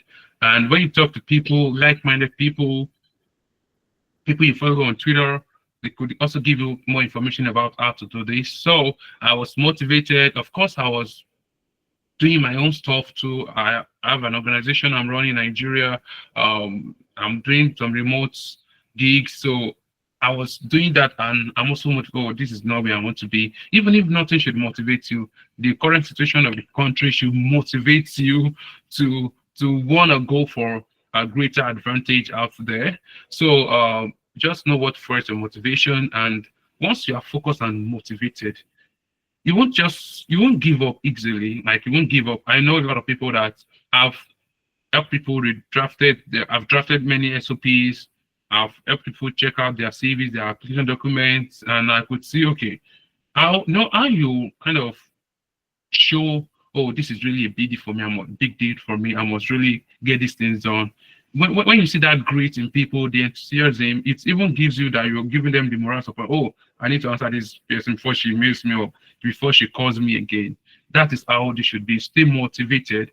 And after I wrote my GRE, because I got some offers, but no funding and I said, okay, something is wrong. I learned how to write GRE, did my voice evaluation, then the first week of code mailing, I was getting responses. I said, oh, so this is it. And that really helped me. I was having conversation with professors. I have a calendar Tuesday. Okay, I'm speaking with this program from UCL, yeah, FSU. So I already have calendar. Like, I was scheduling meetings. Some will send me their Zoom link. Some will even say, okay, schedule the link and send me stuff. So I was in this conversation with this folks, and I was trying to pen down my observation. And before you jump on any call with any professor, you should get yourself prepared, right? Because I already searched, I went as far as looking at conferences they attend, and the organization. Okay, for example, for anyone in learning analytics, there are some conferences you need to attend. There are some organization. Do your findings, talk about it. So those are, oh, this guy is really interested. He knows what he's doing. And that's after that, I went to the interview sections. After the interview sessions, I applied to just 2 schools because I don't want to waste. I already saw green lights, so I don't want to waste my money using on application fee. I just applied to these 2 schools, and as far as after a week or 2, I was getting responses from these guys. Okay, this and that, and I got offers into 2 schools: FSU, Florida State University, and University of Miami. And I think I picked FSU because of, the research is on AI in education, XR. Okay, the other one was STEM education. So, like I said, you can diversify your discipline. You don't have to stay in one field. So anyway, there's funding. That should be where you should be interested in applying to. Of course, I'm just talking to non-STEM people here, especially if you're in the human sciences. Someone got a fully funded offer. Someone mentored in political science, business admin, business management, higher education, PhD in higher education. So, and the person is even coming from, and the person was a psychologist. So it's coming from a science field and moving into human sciences. So you can cross, and anywhere you have this funding opportunity, that's when you should shoot your shot. It's very key to be ready to diversify. Only if you are in the STEM field, okay, you've been an engineer all your life, you want to continue to be a civil engineer, fine, why not? You shoot your shot into civil engineering. look for certificates or things to package, things to complement your application document. That's very key. And after that, I switched in my applications. I got admission offers. Then later, the funding opportunity came. Then I started my visa preparation. God was there. I found it on time, and there was no boundaries, no limitation, nothing was stopping me. And that's how I got here into the United States. So, few key takeaways from what I've said so far, because I really want to open the session for questions, maybe for 15 minutes, so that, and I can answer some questions. Taiwo could also jump in to answer some questions, or anybody part of the admin or the host can jump in to answer the questions. The key takeaways from what I've said so far: number one, stay motivated. Know what first your motivation. In fact, like I said, the situation in the country alone should be enough to motivate you to to move for greener pasture, right? And one thing, you must do your search, right? When you are doing your program search, you must do it intellectually. Like, look for key dogs, top dogs, look for key programs. Especially if you are changing disciplines, you must know what, okay, I have 2 years experience here, I have 3 years experience here. Which one can I use? How can I blend this together with my first degree and secure a funding opportunity in PhD? That is also very key. So keep code mailing until you get a yes. So we won't stop. And when I mean yes from code mailing is, oh, go ahead, go and apply, mention my name in your SOP. Some professors will tell you to, oh, talk about, like, say my name, so that they will direct the application back to them. That's very key. So keep code mailing until you get a yes. And like I said before, it is not a must, right? It is not a must. So you might not even code mail and still get offers. I've done that for people. Just shoot a shot, and in fact, without interview, just got the offer. It's possible, right? But I code mail. A lot of people did code mailing and they got offers from there. So I really need. So I knew where I wanted to shoot my shot, because I already code mail. I know the professors that want me to come. I know those that are ready. Some people to be, oh, that means I want to work with me. Do this, do this. I can't wait till next year. I like your research interest, but I'm gonna pass. So you will get the chance to choose from any schools you want once you do your code mailing right. So like I said, make your application materials very compelling. A lot of people are shooting shots from different African countries all over the world. So we have more than 4,000 schools here in the US, more than 4,000 schools. So you should know that you have a lot of research to do, a lot of program search you need to do.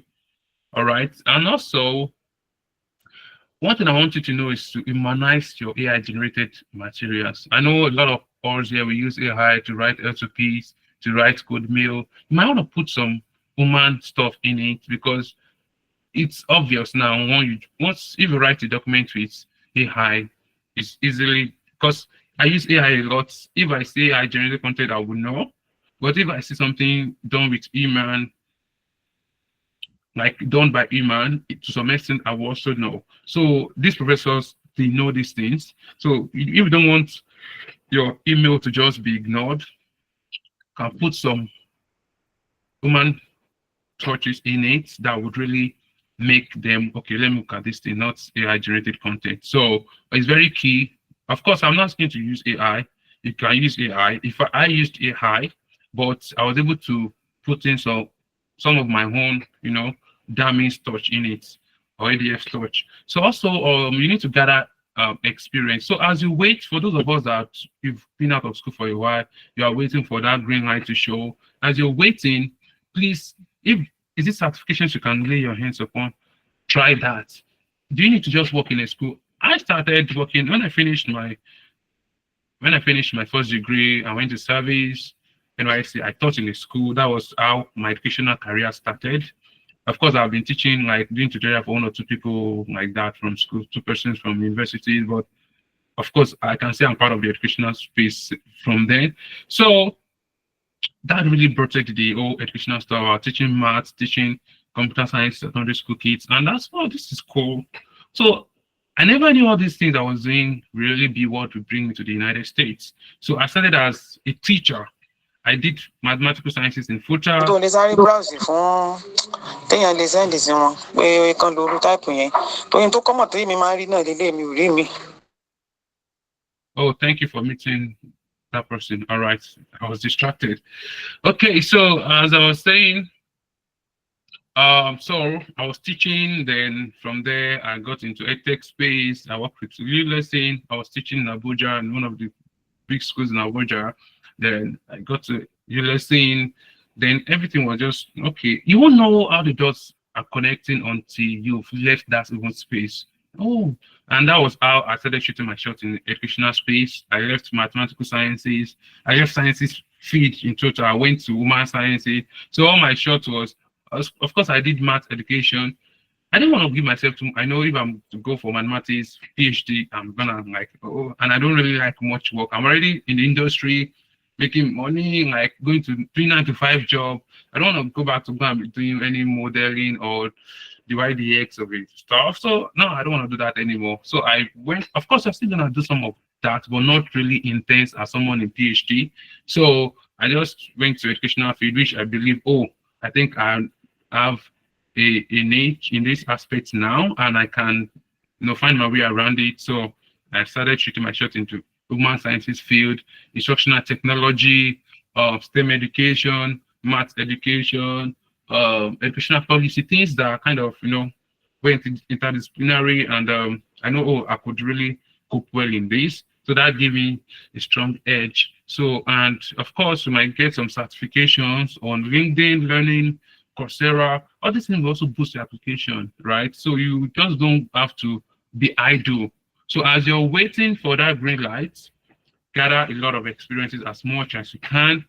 It could be in cybersecurity, and even if it's 2 years of cybersecurity experience, you can use that to even shoot a shot, just like Taiwo mentioned, from civil engineering, he went to tech and was able to connect the two together to shoot an application, right? And he got funding opportunity. So you can combine, you can do it in a collabo, it could be your degree and your experience, you can join them together, and that could also give you a great edge. And it could be just your degree and put your research interest experience, then shooting your shots, and it could just be 100% experience. I know someone who did public policy or whatever, but he has been in the business space. So she has a company, an organization, she runs an NGO, and we use that to even shoot a shot in business management. And she got the offer. So because of what she's doing, so we didn't even go back to master's or what she did in first degree, but we're able to connect the dots. There's just a way that all those degrees can link to your industrial experience, and you can use that to secure funding opportunity. And lastly, I will strongly advise you to save up for your JAPA course. Yeah, it's a bit expensive. Thinking of application fees, GRE, West evaluation, or any other organizations, if you are evaluating your transcript, these things will cost you. So be working, get yourself a job. If you don't have a job, don't just focus on JAPA or graduate school. Be working, gather experience, take those certifications, then save up for your JAPA course, because it's going to cost you. I would strongly advise, I think someone was telling me, I asked him, how did you get a fund? He said, the person applied to just one school. But what he did was that he just was doing research and discovered that the school has application fee of $150 or $180. He just knew that many people don't want to apply to that school because the application fee is $180. He didn't even code mail, so he just shoot his shots, and he paid the money and he got that offer because he just had that that people will not really want to apply to $180 schools. So and that gave him an edge to get his own opportunity. So please save for your JAPA cost. Now questions. Let me quickly go through the chat section if you have some questions in there.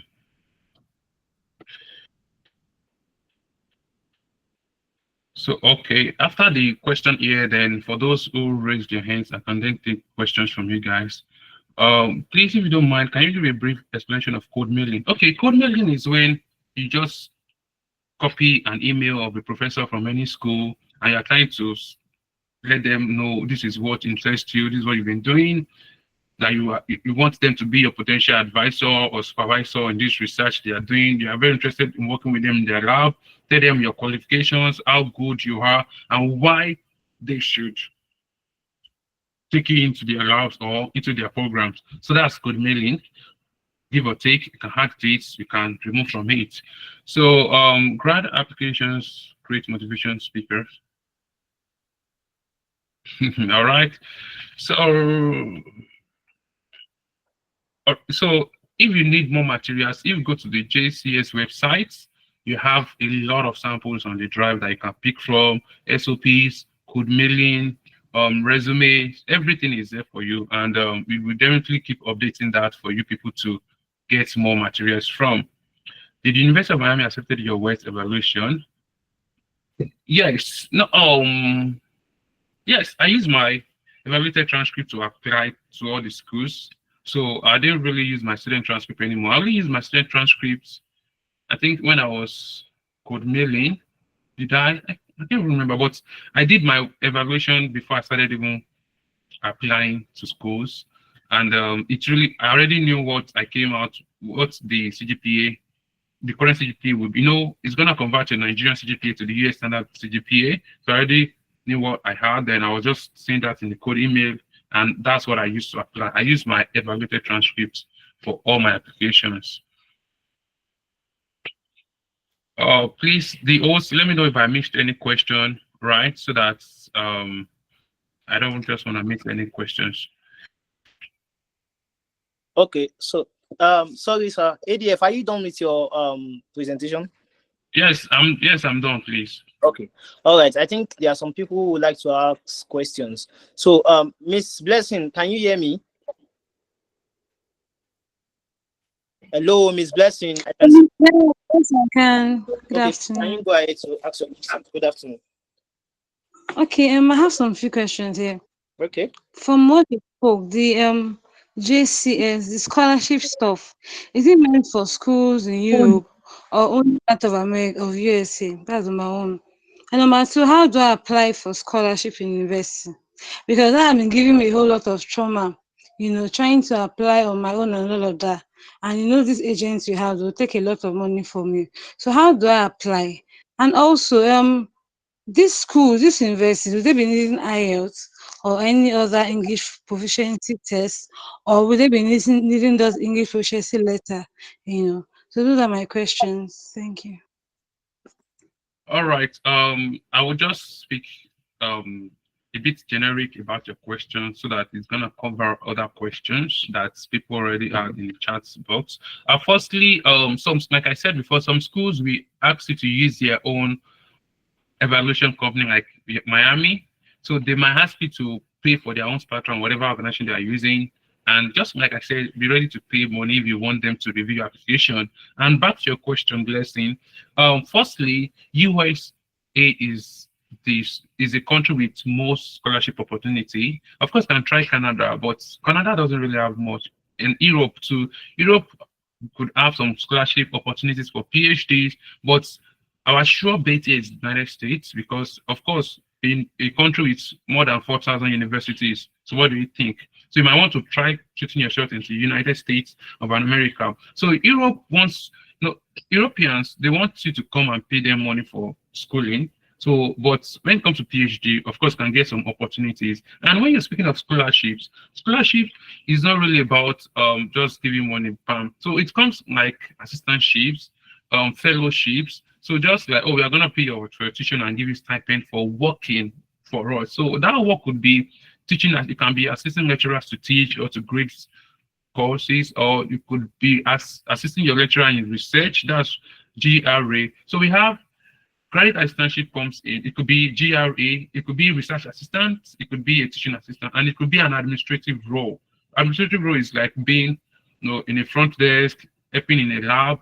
It could be a research, maybe in a research lab. You could be helping your professor to gather literature or whatever. They will just give you a role to work so that they can give you stipend, or that's how scholarship works. And speaking of letter of proficiency, or English test. Now, Nigeria is known for an English speaking country, and you might also want to use what you have to get what you want. So, this is what I advise people: go to your school, get a letter of English proficiency from them, and package it with your applications. So, if they're asking for English proficiency, you can mail the graduate admission, or you finish from Nigeria and you've been taught with English all your life from primary school to university. Make it compelling, package it with the level of English proficiency, then that should fly. So we don't really do any TOEFL or some would require you to do Duolingo, but based on one personal experience and for those I've mentored, we never really had any course to do any Duolingo or any English proficiency. We use that letter we get from our universities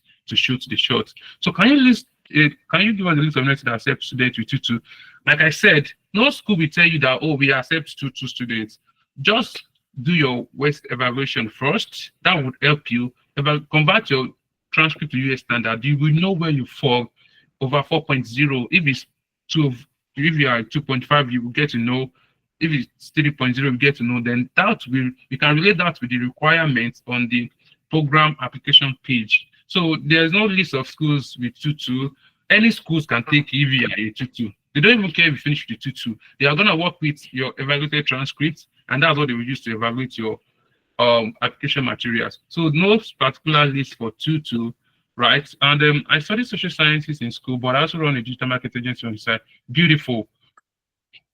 That's beautiful. Yes. Concerning funding, what's the possibility of getting funding? You can get a funding in marketing. We have PhD marketing here. I know some more. In fact, when it comes to school of business, those guys, they have money. They pay you good for being a research assistant or even a teaching assistant. So you might want to shoot your shot into programs like business management, marketing, HR. There's PhD program for human resources, in case you don't know. Some of you have been in the human resources field for a while. You don't even know that you can use that experience to secure a funding opportunity.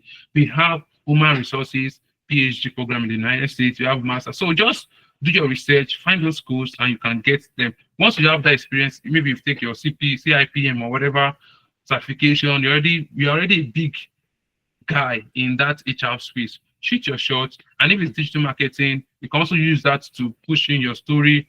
Apply to, you can apply to public policy. You can apply to a lot of social science programs if you are in digital marketing space. So I think I've answered that question. So can you please give the list of the adult mathematics education? In fact, there's a lot of schools with math education in the United States. I'm not going to give you any lists. Nobody's going to do a list of schools. Well, you can find that on some websites. Just search on Google. We have a lot of third-party websites to get that from. And please put in the work, do your research, search for schools yourself. That will give you more nuances to why they are doing those programs and what the programs entail. So if you are not doing your own research, you are just looking for someone to give you a list of schools, you might not really get to know more. All right, it's very important to do your research yourself. Look at this professor. It's just the same data you use on TikTok or whatever. You can also use it to just devote 2 hours a day to search for schools, or even 1 hour before your bedtime. Then be writing those schools down. This will give you a great edge. Take your time to do your search very well. So please do West evaluation. Yes, I will strongly advise you evaluate. I did, especially if you are with HND or a tutu, please do your West evaluation before you apply. That would be a very good advantage. It's gonna make your application very competitive. Chemical engineering, you can switch. You can go to environment. Even a chemical engineer, you can switch to environmental science. You can do what. There's a lot of programs in the United States, a whole lot. So just read those programs, look at the interest, look at the papers. Can I do this? Oh, yes, I should be able to do this. Shoot your shot. And as far as chemical engineering is concerned, in fact, let me give you this edge. FSU, Florida State University, recruits almost more than 5 students from Nigeria every year on PhD into chemical engineering. So we want to try Florida State University. Last year, they recruited 10 chemical engineers from Nigeria. Those who finished from Futo, and some with background experience that they work with Dangote refinery. So FSU used to take a lot of chemical engineering students. You might want to try that. Don't use third party. Thank you, Taiwo. Thank you, Taiwo, for that update. Yes, it might be very necessary to do West evaluation. MBA. Now, speaking of MBA, I will let me just be clear with you. We have slim funding opportunities for MBA. MBA is for top people that are already in the business field. They are making money. So if you are looking for that additional qualification, you need to pay for it. Especially when it comes to MBA, they believe you're a big boy. You just maybe you're an executive in your field or your industry. You want that, that feeling of getting an MBA. They will expect you to pay. So we have limited funding for MBAs, but they are still funding. Especially when it comes to US, MBA is a big deal. So they believe that anybody going for MBA, they're already executives in their field of study or in their industry. So they of course they have money. You need to pay for that. But we have PhD too. I think they call it DBA. Those one there could be funding opportunity, but we would strongly advise you to go for the research aspect of it. That's PhD in business administration. So that one, because they believe you want to become a professor in that field, they will fund your research. They are going to fund your opportunity. So MBA most times don't have funding. DBA too might not have much funding, but PhD in business admin, that one should have, or business management, that one should have funding, because of course you want to become a faculty member. How much is US evaluation? Check Google for that. I don't know per se. I think it's above $200 now. I don't have, so just check yourself and you should see. So like Elijah said, chemical engineering can switch to any, be it civil, environmental. Thank you for that wonderful information. So do you have Felicia, could you please ask a question? Let's just take one more from the audience then. I think my time is fast spent. Thank you so much, guys, for this opportunity to share my experience and to inspire you to acquire, to whatever. I'm not a motivational speaker, I'm just joking. All right. Thank you, sir. So, yeah, just a quick one. So, I know that of recent there's been this issue with the president cutting down funds and stuff. So, is it a thing to worry about while choosing schools? And yeah, thank you for that question. Yeah, with the recent administration, there's been a lot of cuts in funding. But should I tell you the funniest thing? The thing just came and it just wants to just throw a big stone in the water. I know the water will go back, but the water will still kind of find stability. Now the water is getting more stable now. There's still funding opportunities out there.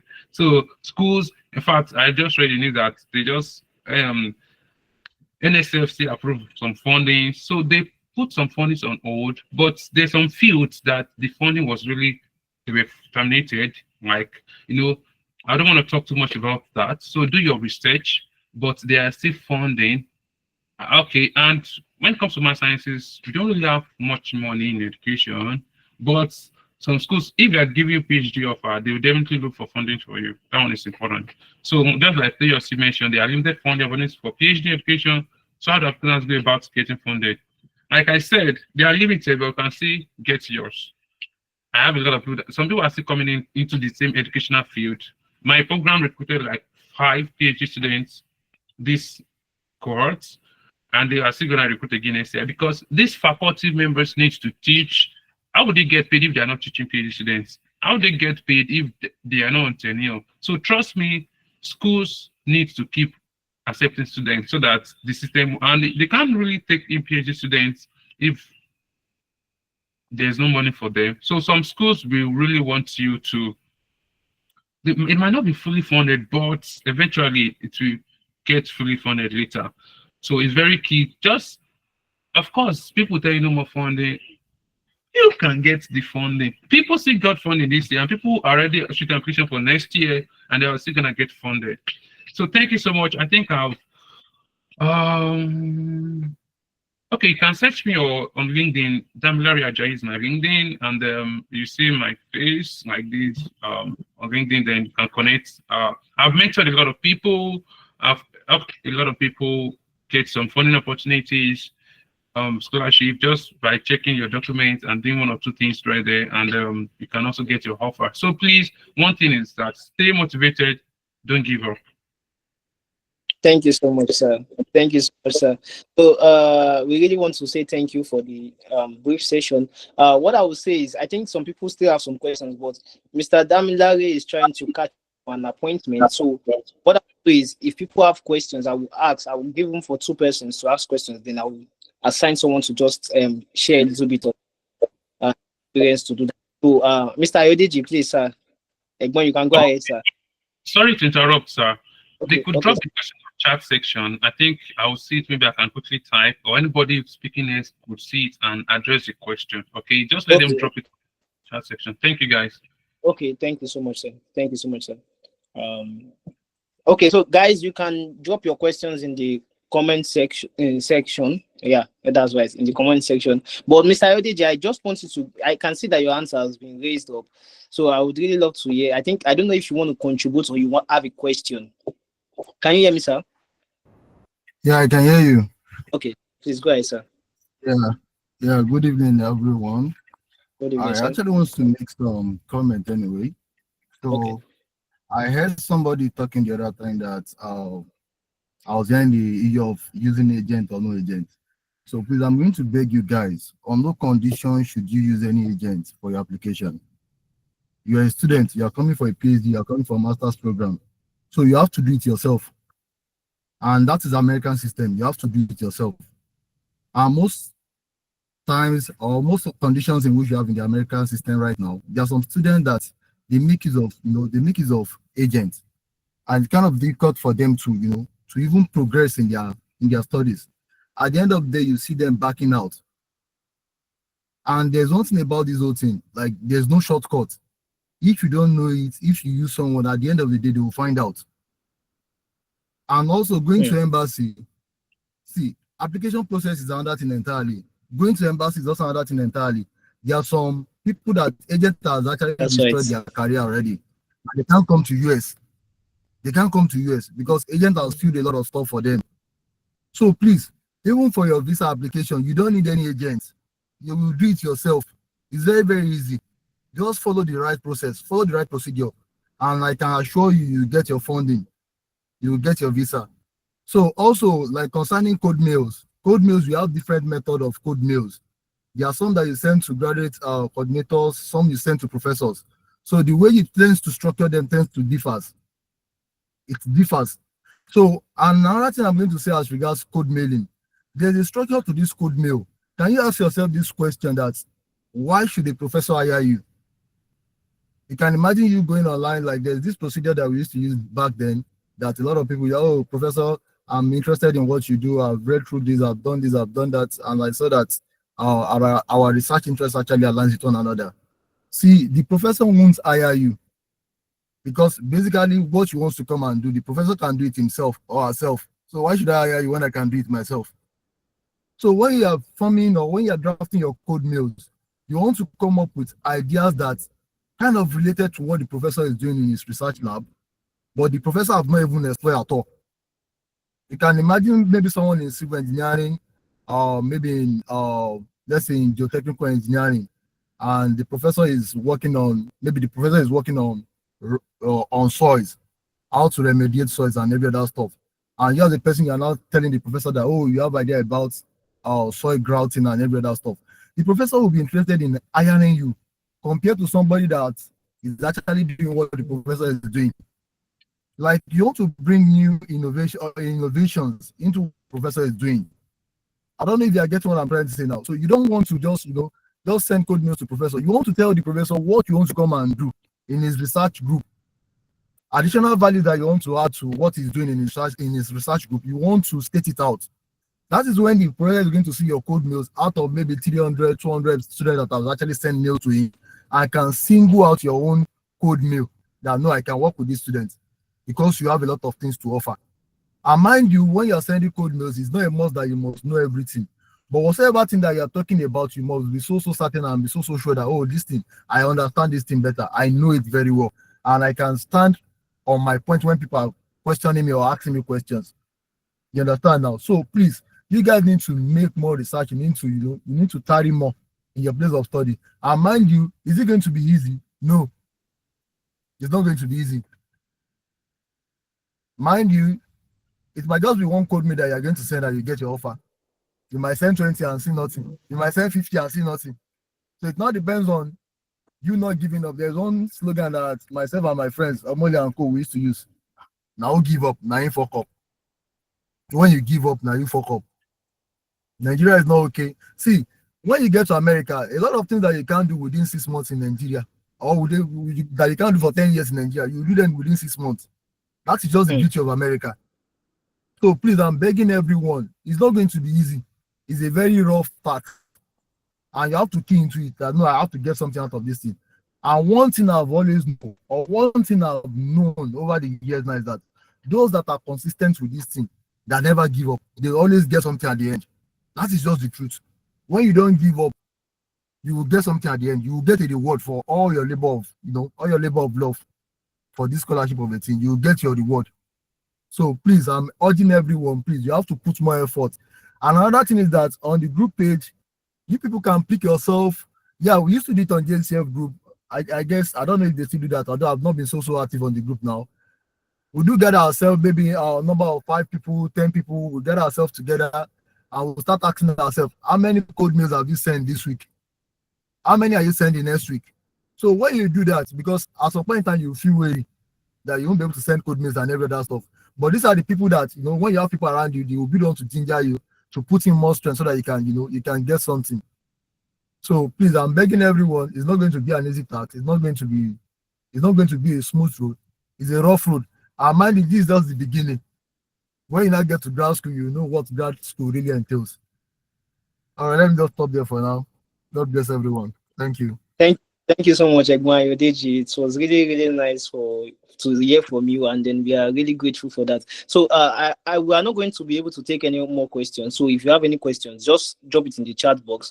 I believe there are some scholars that will be able to do so many. They'll be able to give you answers to those questions that you asked. So without wasting much of our time, I will be bringing on the next speaker.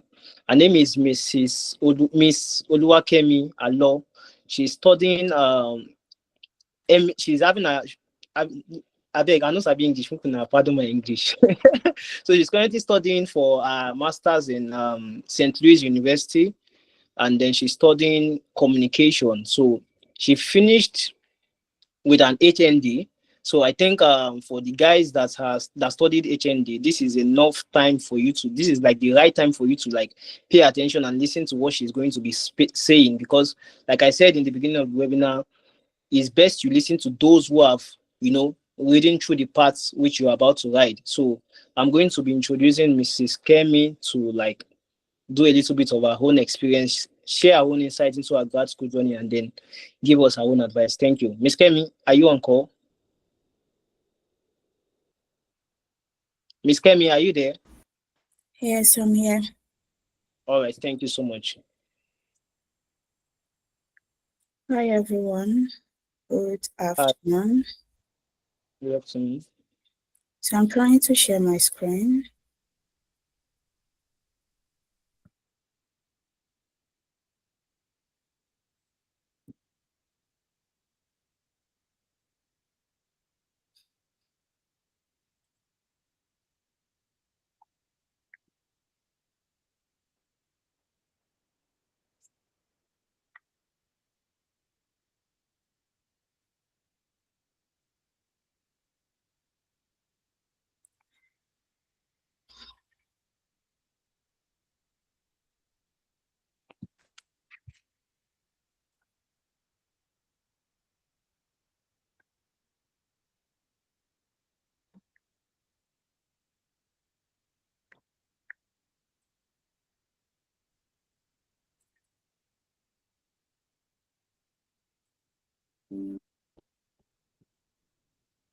Okay.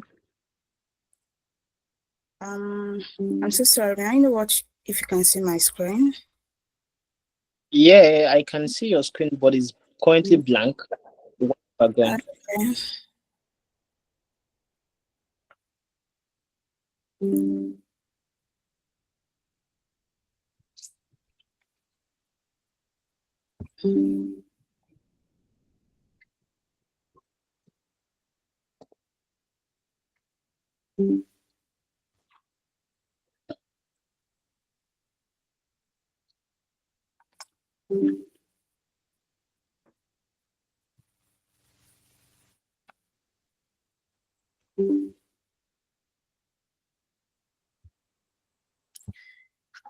We need to start without the slide. Okay, ma'am. think that works. You're having issues sharing your screen, right? Yes. Okay. I think I got it now. Yeah. Okay. Yeah, you can see. Okay, you can see my screen now. Yes. Okay. So I'll be talking about breaking barriers against unheard. So before then, I will do I want to share my outline.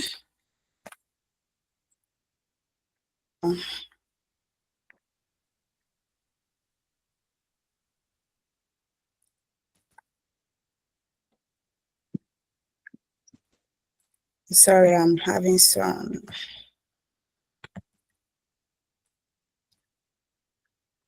difficulties sharing the slide.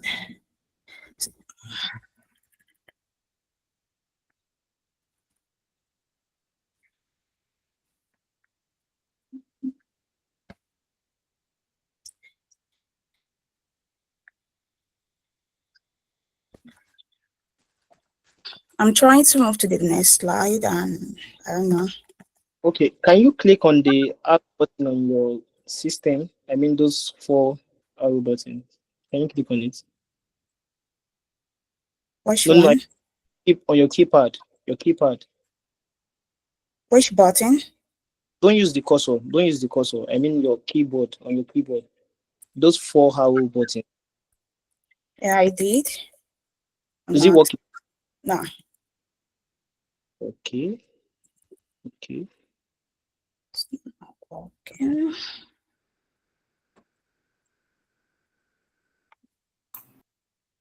Hello, Kemi. I think you can use the cup icon just on the lower left corner near the zoom in, zoom out. There's a cup there. There's a cup icon. Down. Go down, go down. There's a cup icon. Just click on the cup icon. By the right hand side.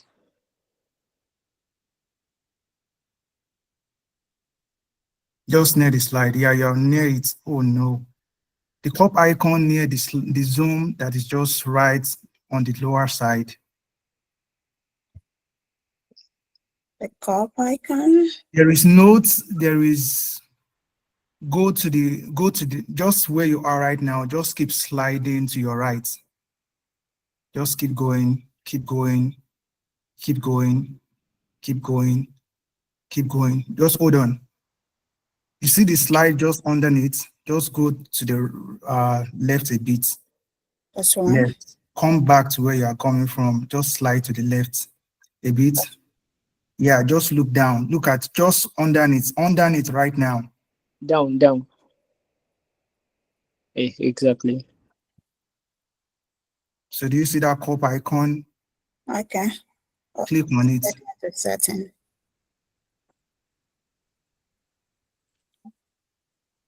It's taking me to settings. No, just go to the icons, the 4 icons in which you have below. There are 4 icons. So, yeah, the one by the first one by the right.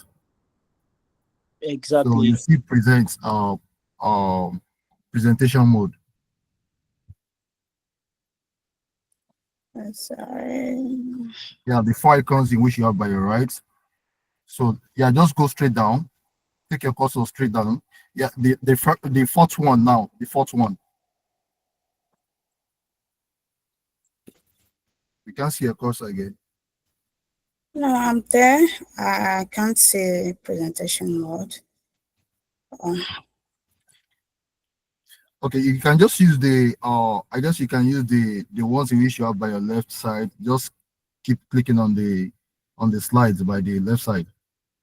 Like here you have the numbers 1, 2, 3, 4. Or go to slideshow. Go to slideshow. The slideshow on top.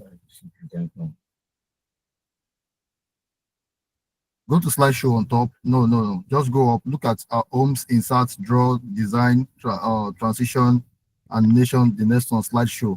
Click on slideshow. I don't have access to that anymore. You should. No, you can. I mean, move your cursor up. Can you move your cursor up?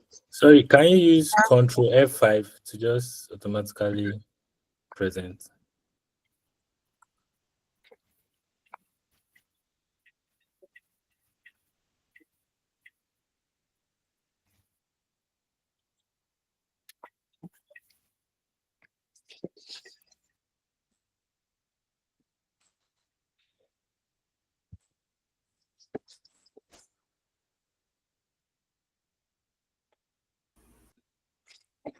I don't know why it's wrong, but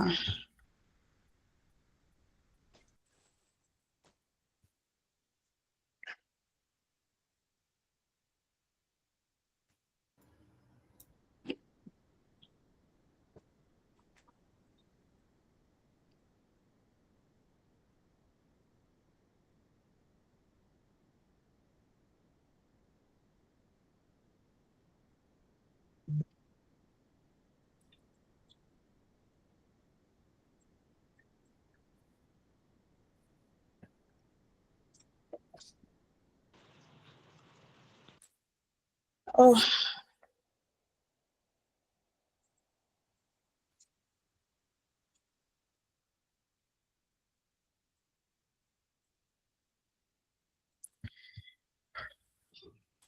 is it possible to be taking the questions before I figure this out?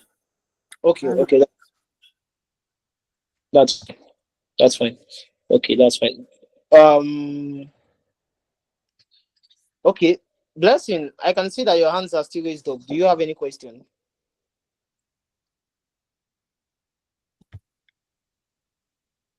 Hello, Blessing. Can you hear me? I can see that your hands are still raised up. Do you have any question? Or Toyosi, do you have any question? I can see that your hands are raised up. Oh, yes, I already sent my question in the comment section. Okay, so has it been answered? Yes, it has. Okay. Cafe, do you have any question? I saw that you were raising your hands up before.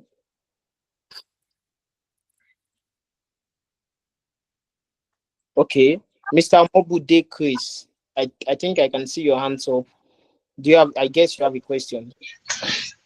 Okay, yeah, I wanted to ask the last speaker, sorry, the West evaluation that I did, it was for, it has this Canadian equivalency on it because I was trying to use it to apply for schools in Canada, like last year or last 2 years. So I wanted to find out if I can use that same report for US school.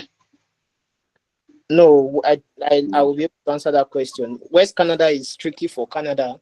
So if you want to use it to apply for United States schools, that will not be possible. So it would mean you have to do another West evaluation strictly for the United States. Okay, thank you. Thank you. All right. Okay, so Miss Kemi, have you been able to sort your the slide thing, or is it possible for you to present without the slides? Or I think someone said you can share it to me, maybe on WhatsApp, and then I will see if I can also. I don't know if it's possible for me to also use it. Like, yeah, okay, I will please. try showing you now. Okay, thank you. Let's.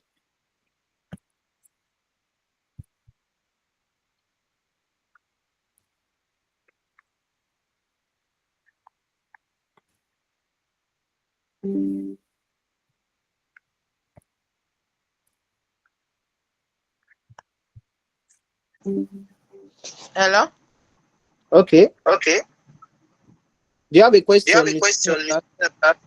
Okay, please, I just joined. I don't know. I'm lost. Okay, just hold on. We Okay, are just trying hold to. on. We are trying to. Okay, thank you.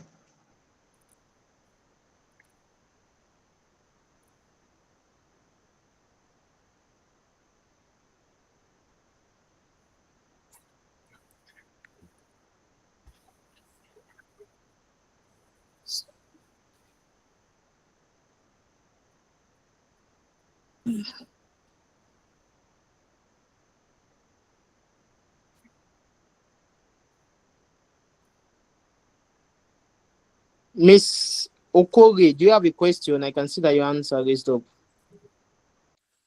Hi, good evening. So it's not really a question. I was just going to suggest that is there a way she can share the slides that she wants to share? Maybe give it to someone else that will be able to share it. Maybe you or someone else on the call. Oh, okay. She's going to do that. She's going to do that. She's going to do that. All She's right. going. Thank you. Hello, Holy boy. I don't know if you can hear me. Yes, I can. Okay. I don't know. Is it possible for you to just give us maybe some little bit of into the whole graduate school journey thing while we wait for Miss Kemi to sort the presentation thing?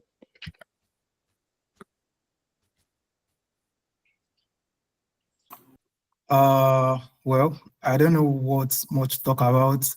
I think I've been trying to answer some questions on the chat right now, and then like I said, everyone that has been through this whole grad journey and whatever, sometimes at the point in time we become a motivation to ourselves. So and that's why I think we're in the motivation business, because this whole journey is going to test every ounce of yourself, and then you have to realize, like some of the speakers have said, that you can do it irrespective of whatever you have on ground right now. And then this whole fallacy of you need an agent, I think it's so great that we should just address it once and for all.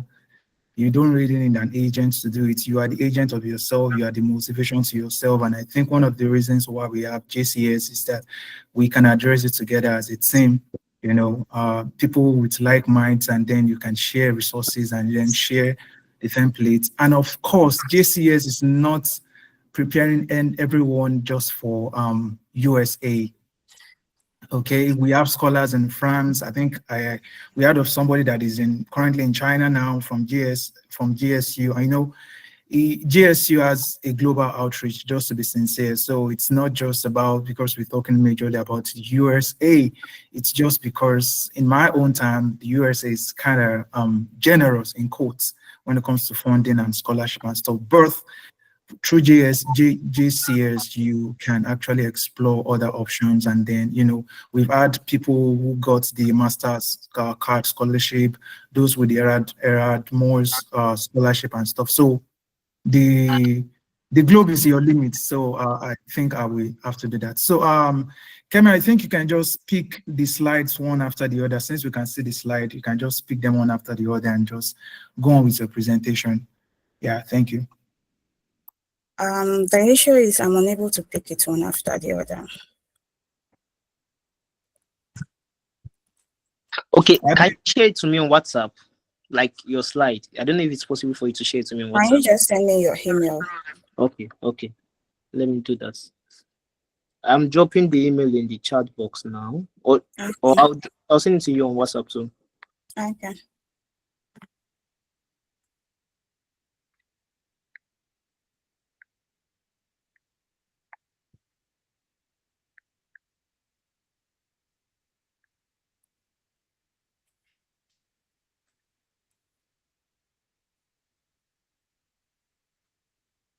So I sent you my email. Can you see it? Not yet. In the chat box, and I also sent it to your WhatsApp. I just received it. Okay. Thank you.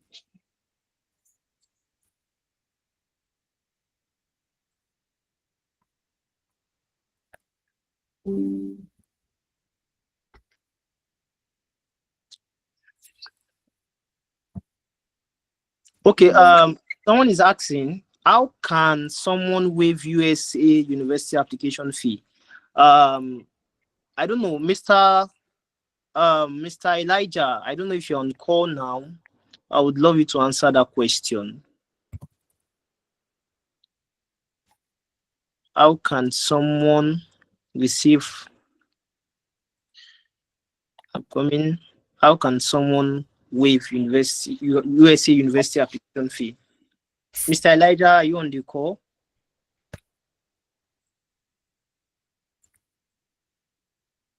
Okay, Poly Boy, I think you can go ahead.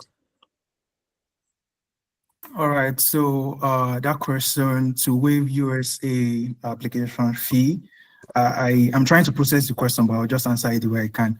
So normally, most schools, they do have their application fees. They post it at some point in time.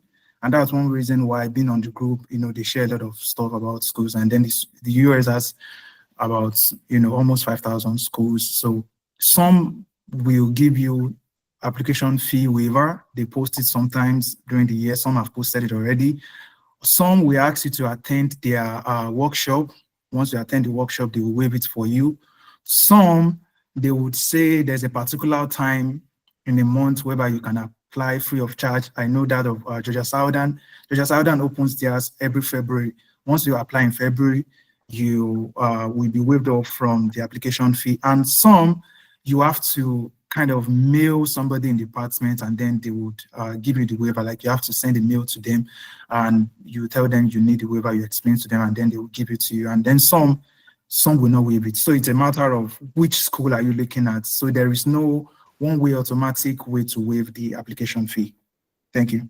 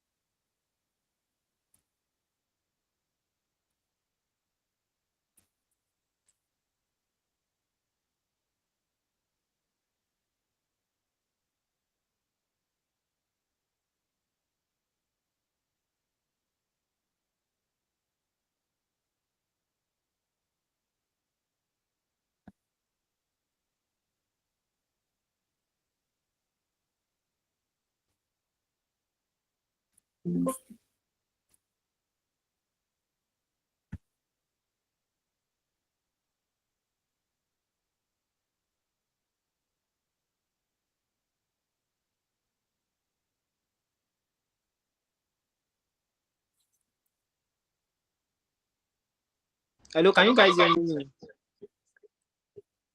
Hello?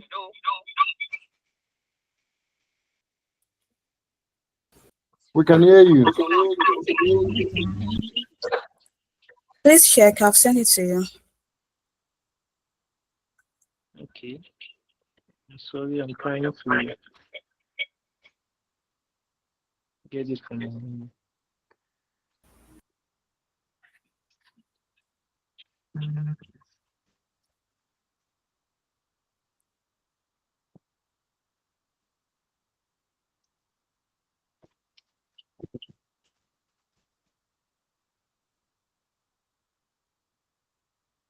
It's asking me to enter my Gmail. That was why I asked if there's an access.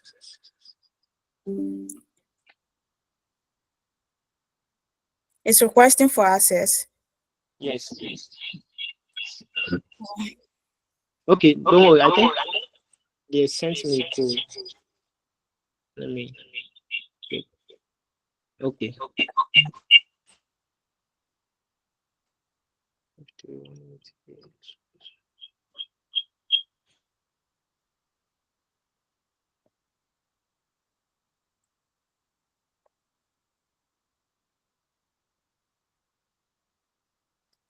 I know if you can access it now. Okay, I have it.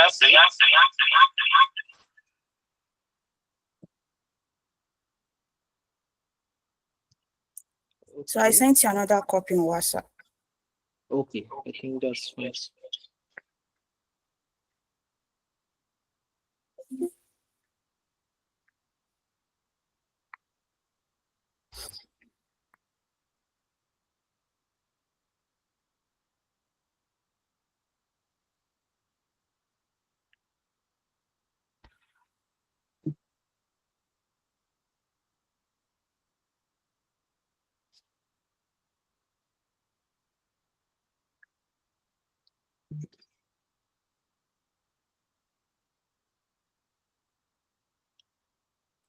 Okay, I want to share my screen now.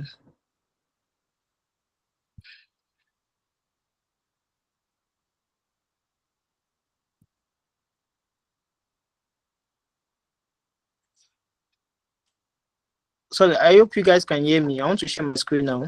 Can you see my screen? Yes, we can hear you. Can you see my screen? I want to We know can if see, you see my we can screen. see your screen. Okay.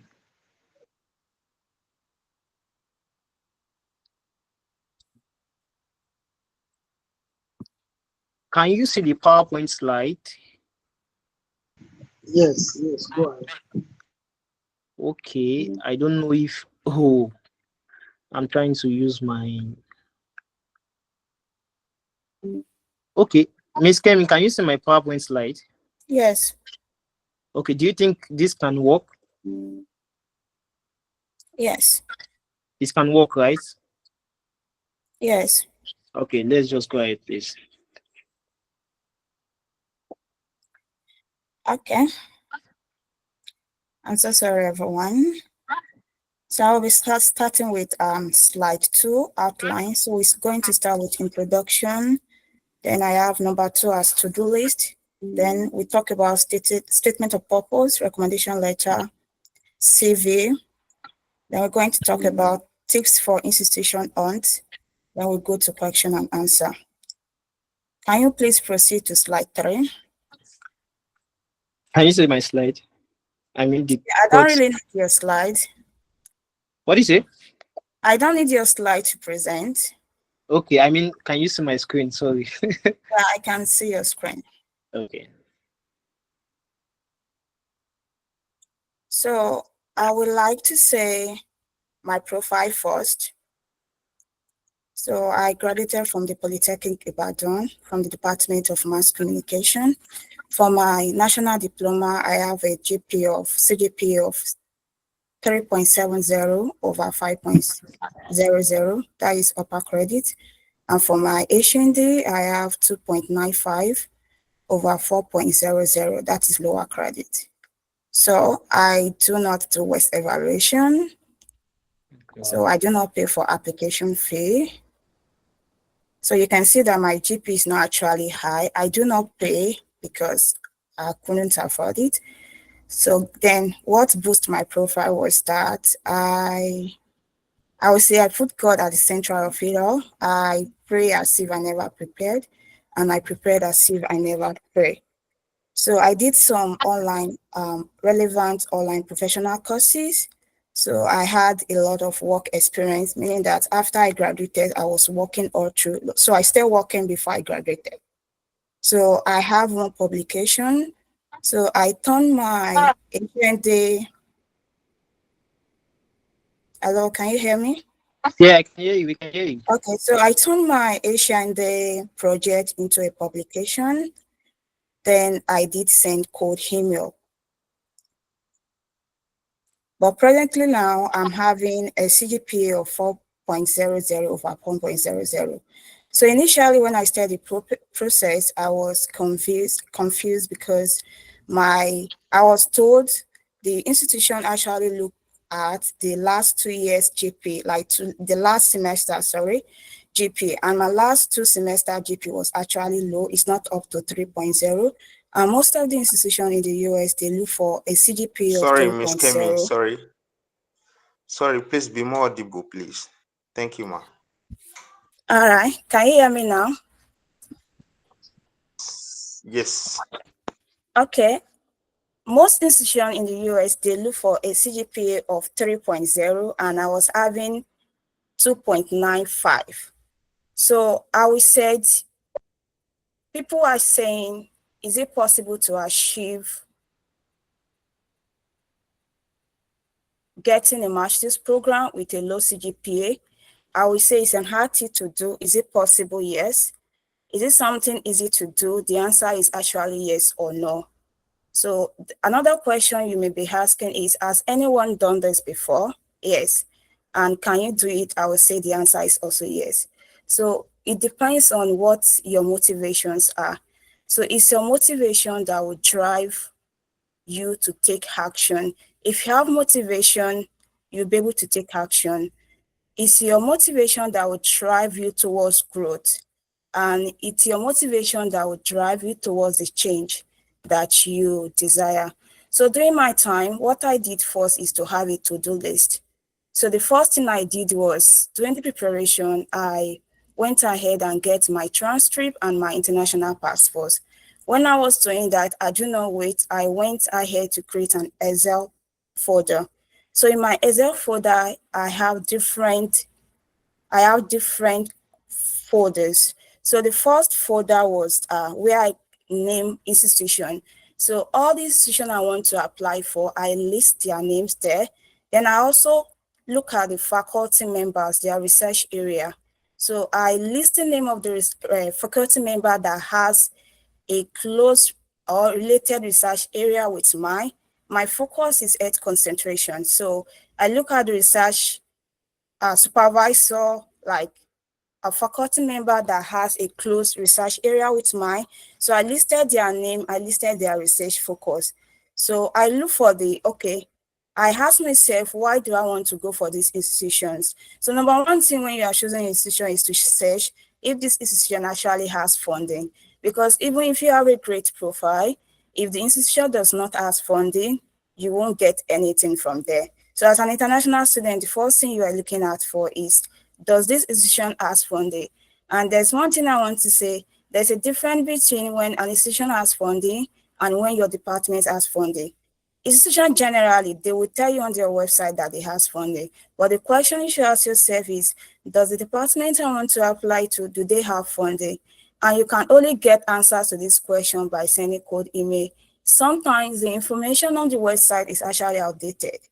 So it's also good to read the information on the website first, so you won't be repeating the question. But it's also good also to confirm if this department has funding, because without funding, even if you have the best profile, you won't get the scholarship you are looking for. Then look at what makes that institution unique. I mean, what makes that department unique, like something like their research lab.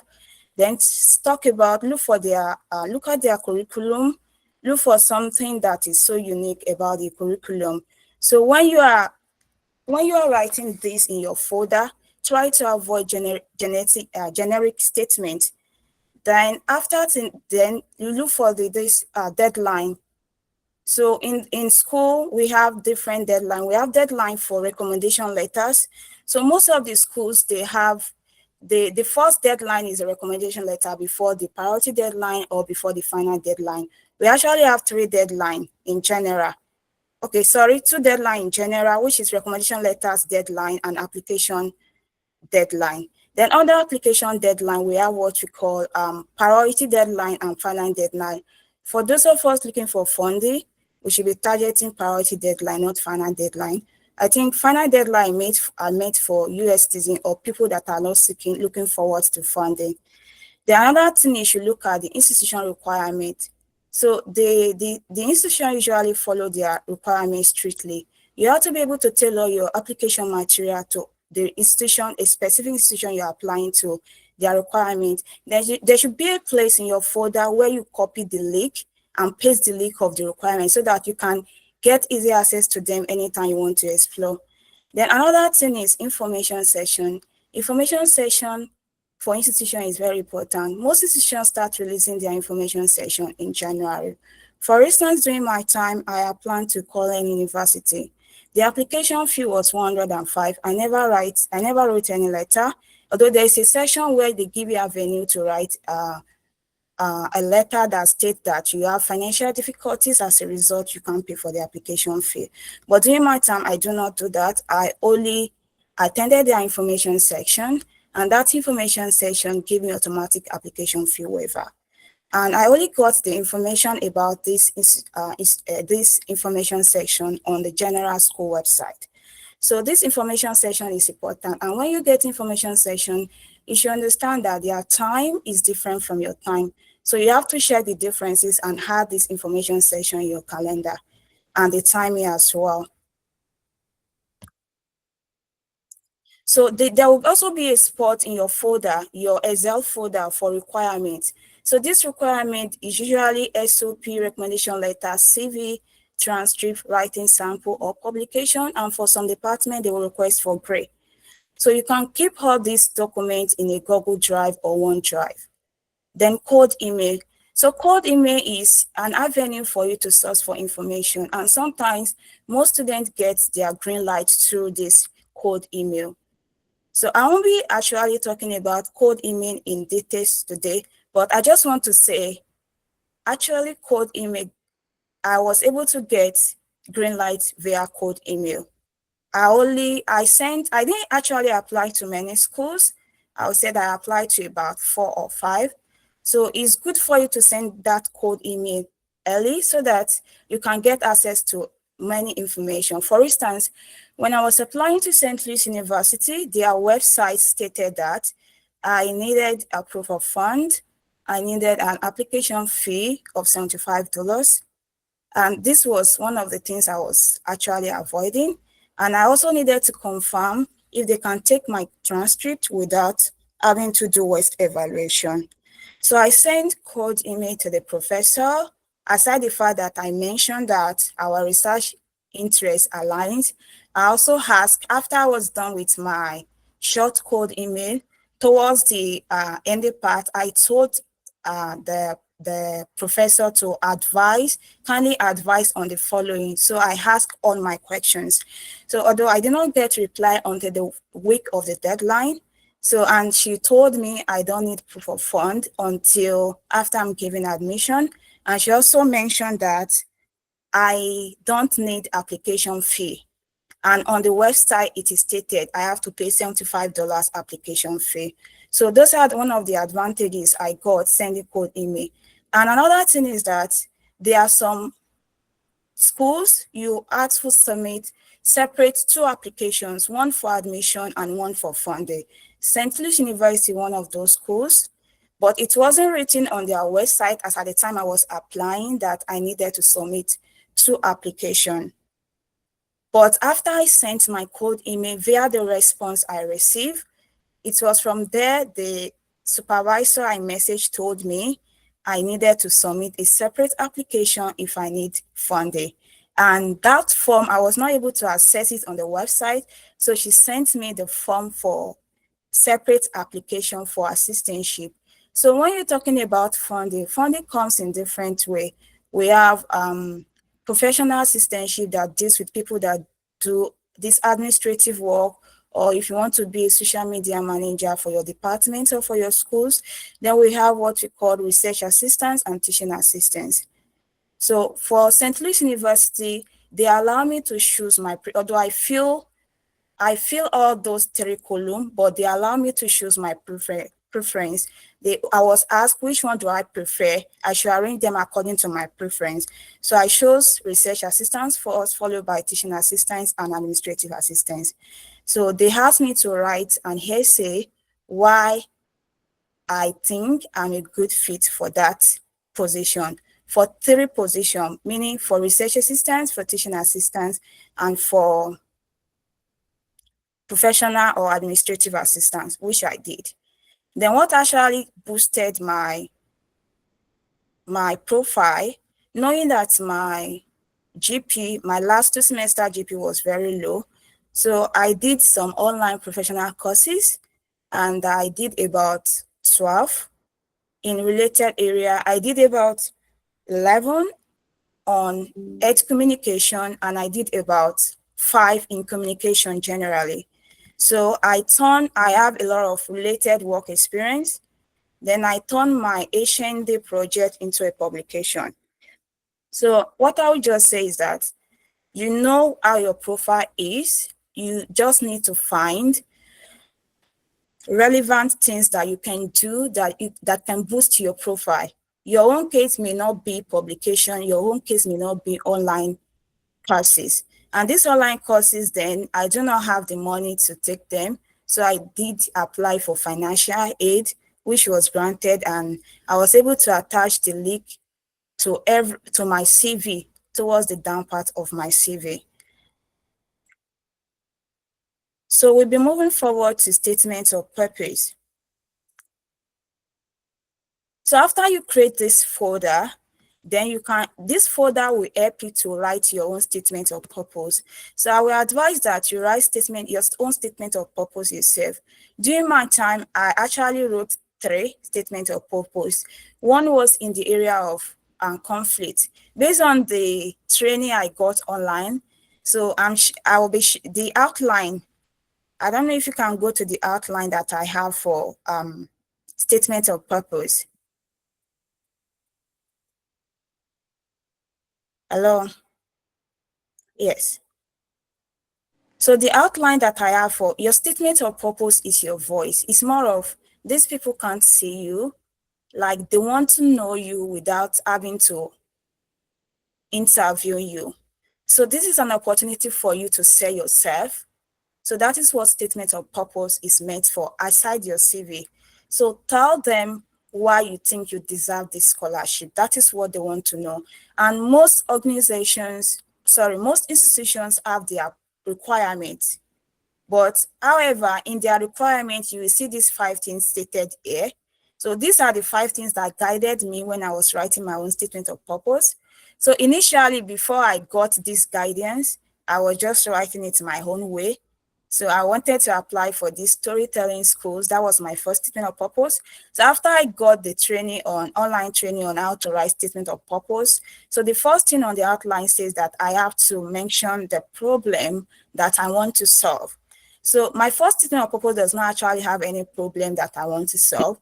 So I actually like this format. So I decided to trash the first statement of purpose I wrote and follow this format.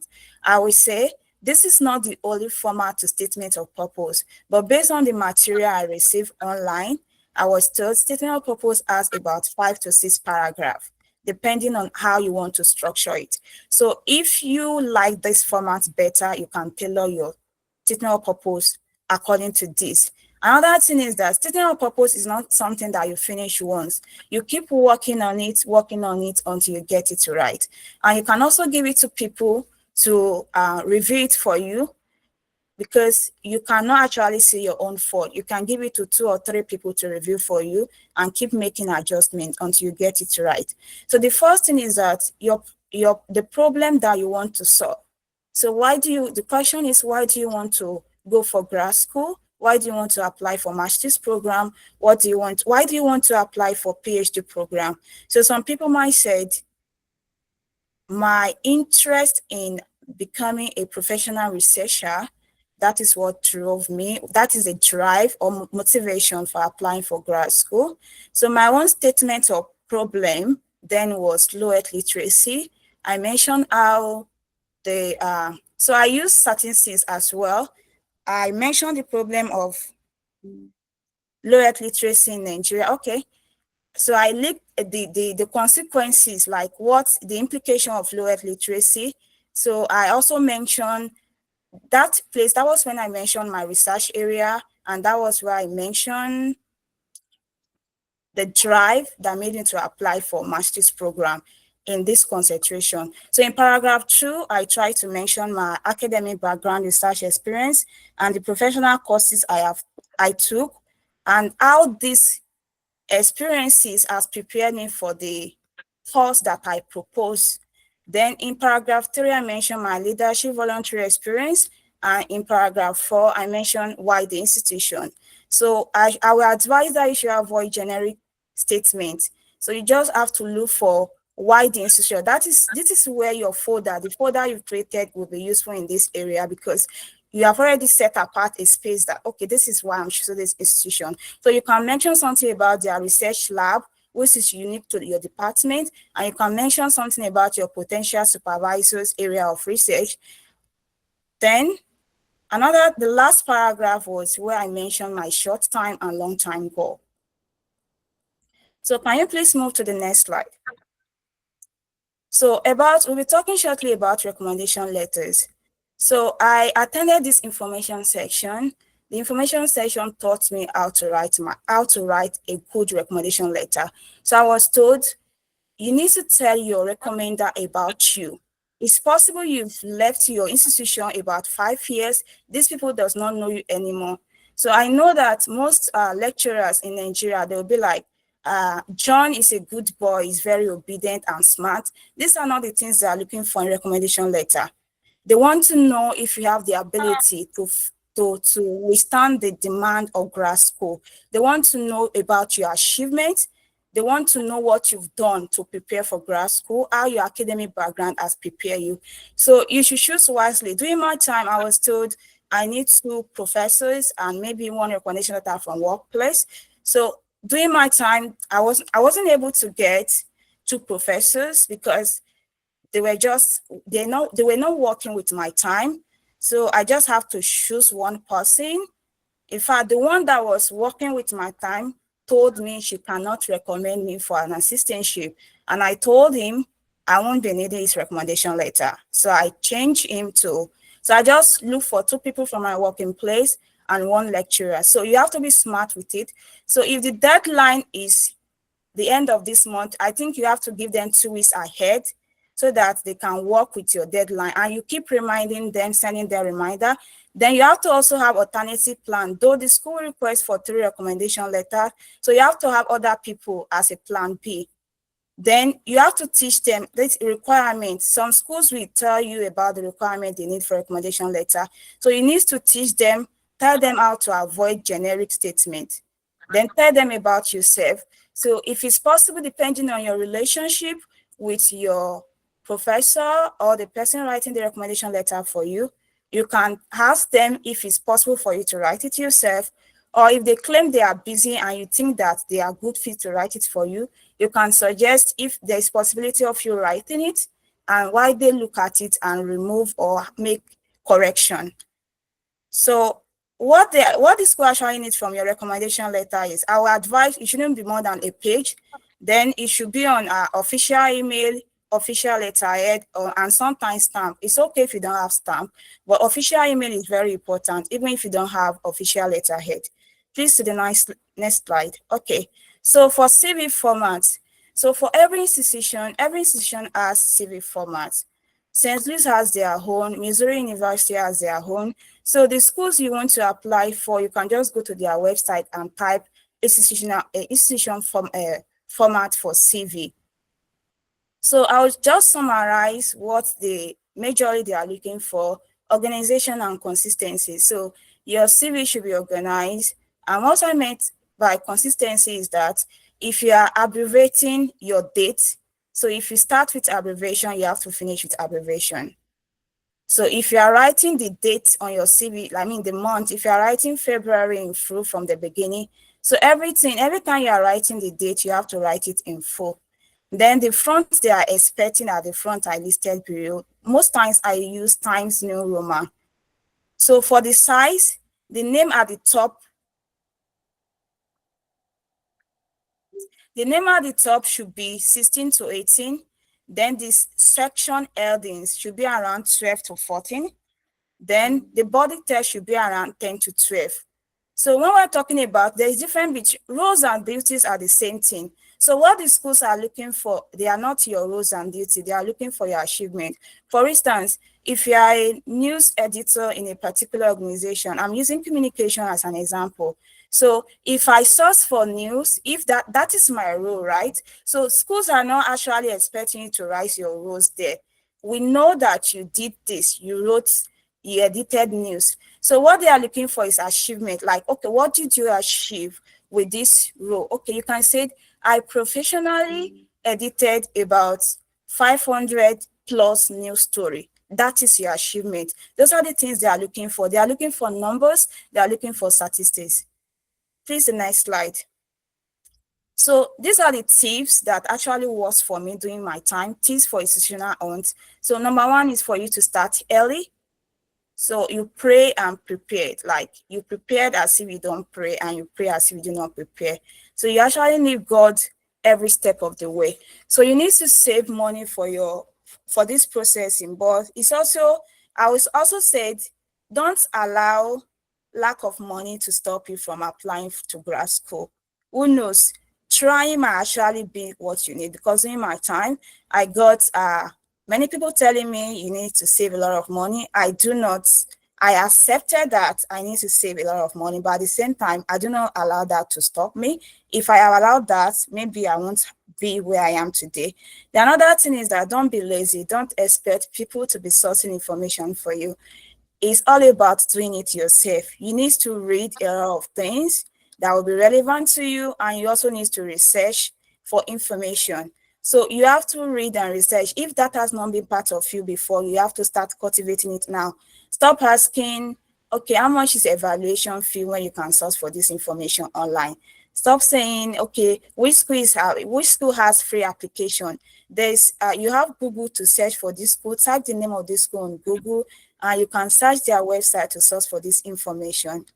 So if you want to actually know more about schools that give generous funding, so you can look for visa interview transcripts. So most of these visa interview transcripts, they mention, okay, my school, when the visa officer is asking them questions, they mention that, okay, my school gave certain amount of funds. So you can just write down the name of the school and do your own research. So another thing I want you to know is that the fact that a particular department is giving generous funding does not mean your department will give that same funding. You can use the transcript to get hints about the school that will give funding, but then you have to make your research. Does your department give general funding? Because regardless of how good your profile is, if your department does not have funding, they cannot give you what they don't have. So just search for schools that has generous funding. Search for department in schools that has generous funding. Then the website of the school is there for you. After you search for information on the website, then you can ask your question from cold email. Then you can also connect with grad students in that school from the same department. They have first-hand information that you can explore. Then priority deadline is very important for funding. On the website, they will tell you if you need consideration from funding, you need to apply by the priority deadline, not the final deadline. Then information section, like if you look at the school general website, you always see information section and if you don't have link for information section, you can just send message to their grad school. How do you get access to information section? And most of the time, this information section, that is where they give free application fee. And sometimes I also advise that you create a dedicated deadline, a dedicated email for this grad school, so that, because I will also advise that you use this dedicated email to only be applying to grad school. Don't use to apply for job in Nigeria and any other thing, so that you don't miss out on important information. And most schools, all these schools I applied for were on free application. And I would say most of them did not actually give me an application code. They only want me to apply with the same email I used to attend the information section.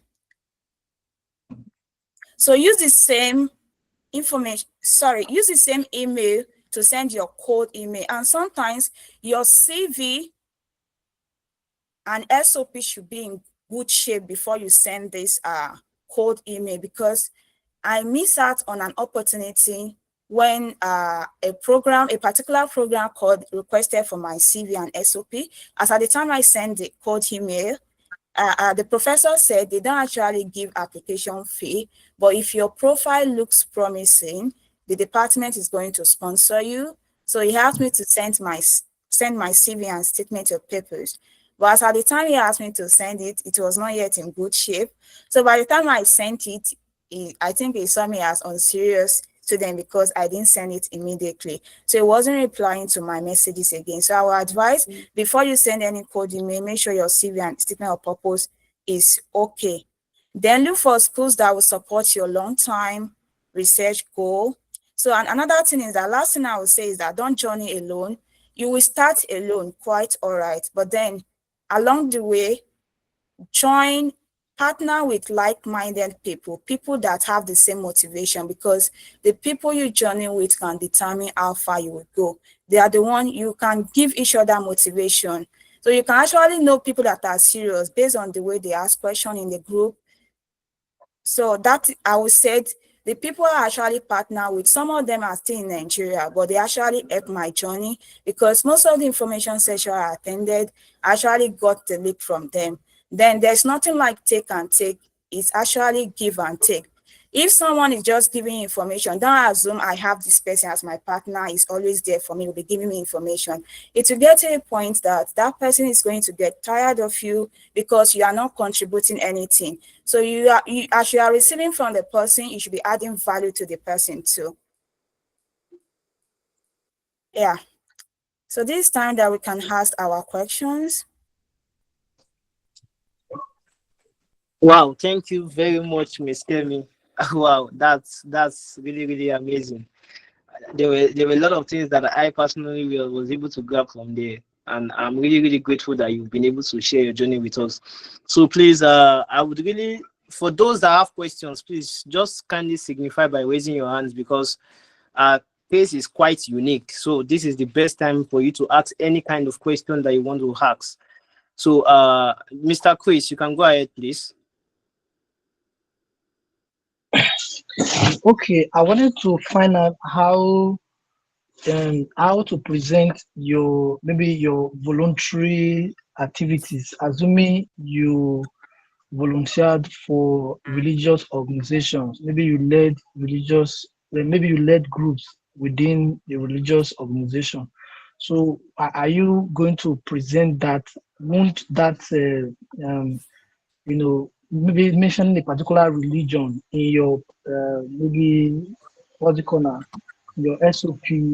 Won't that be a red flag? In particular way you should present it so that it doesn't really reflect any religious situation or something.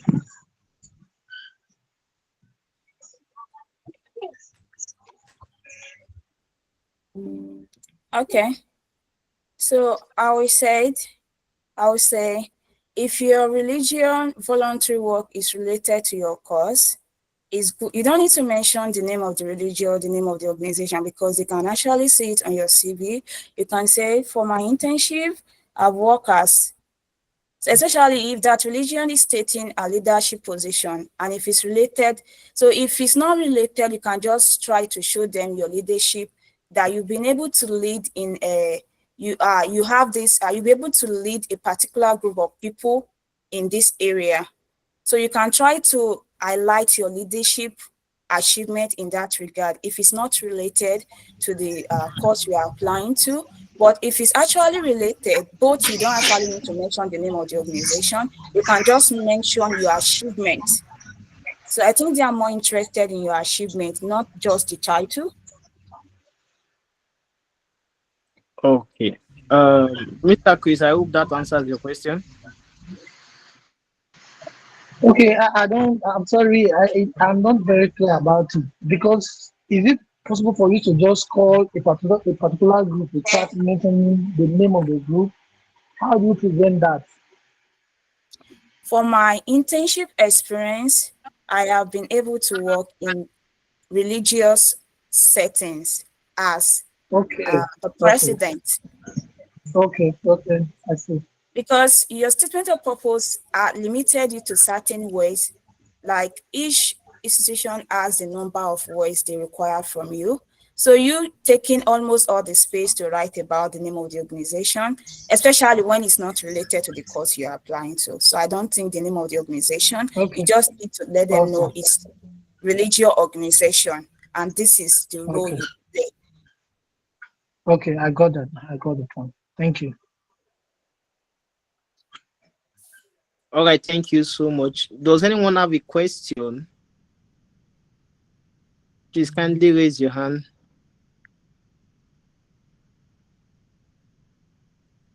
Is there any other person with a question? Mr. Mobude, please, you can just drop your hand so that I know you're not asking a question. Thank you. I've done that. Thank you. Miss Joy, okay, please go ahead. Okay, sorry, I just joined this meeting. I don't know if there can be a recap of what we have talked about.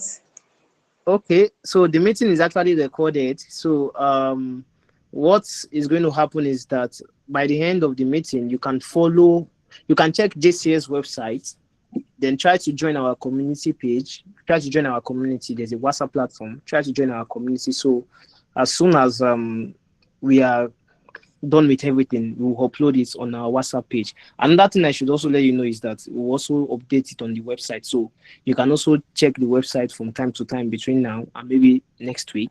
So the meeting must have been uploaded on our website for you to have a view of what has been said so far before you join the meeting. So I think that's fine.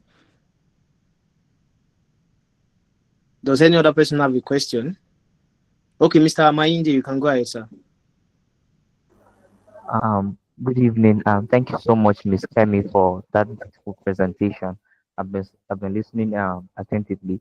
Okay, I'm also a communication student. I am also applying for communications and communication and journalism. So I listened to what you spoke concerning on how to make the application more stronger. So I'm asking, I don't have a publication, but what I have is more journalistic publication. So how do I strengthen this in my application to make it sound very competitive? Okay, you said you mentioned you have some materials in journalism, right? Yes, yes. Okay. So is it a research or is it just editing? Are you referring to the work you do in a professional setting or in schools? Okay, mine is in the professional setting. I'm currently working as a reporter with a state newspaper. So I have publications, weekly publications, feature articles, news stories, and that I do virtually every week. And I have them uploaded on my LinkedIn. I have access to them and also both the soft copy and also the hard material itself.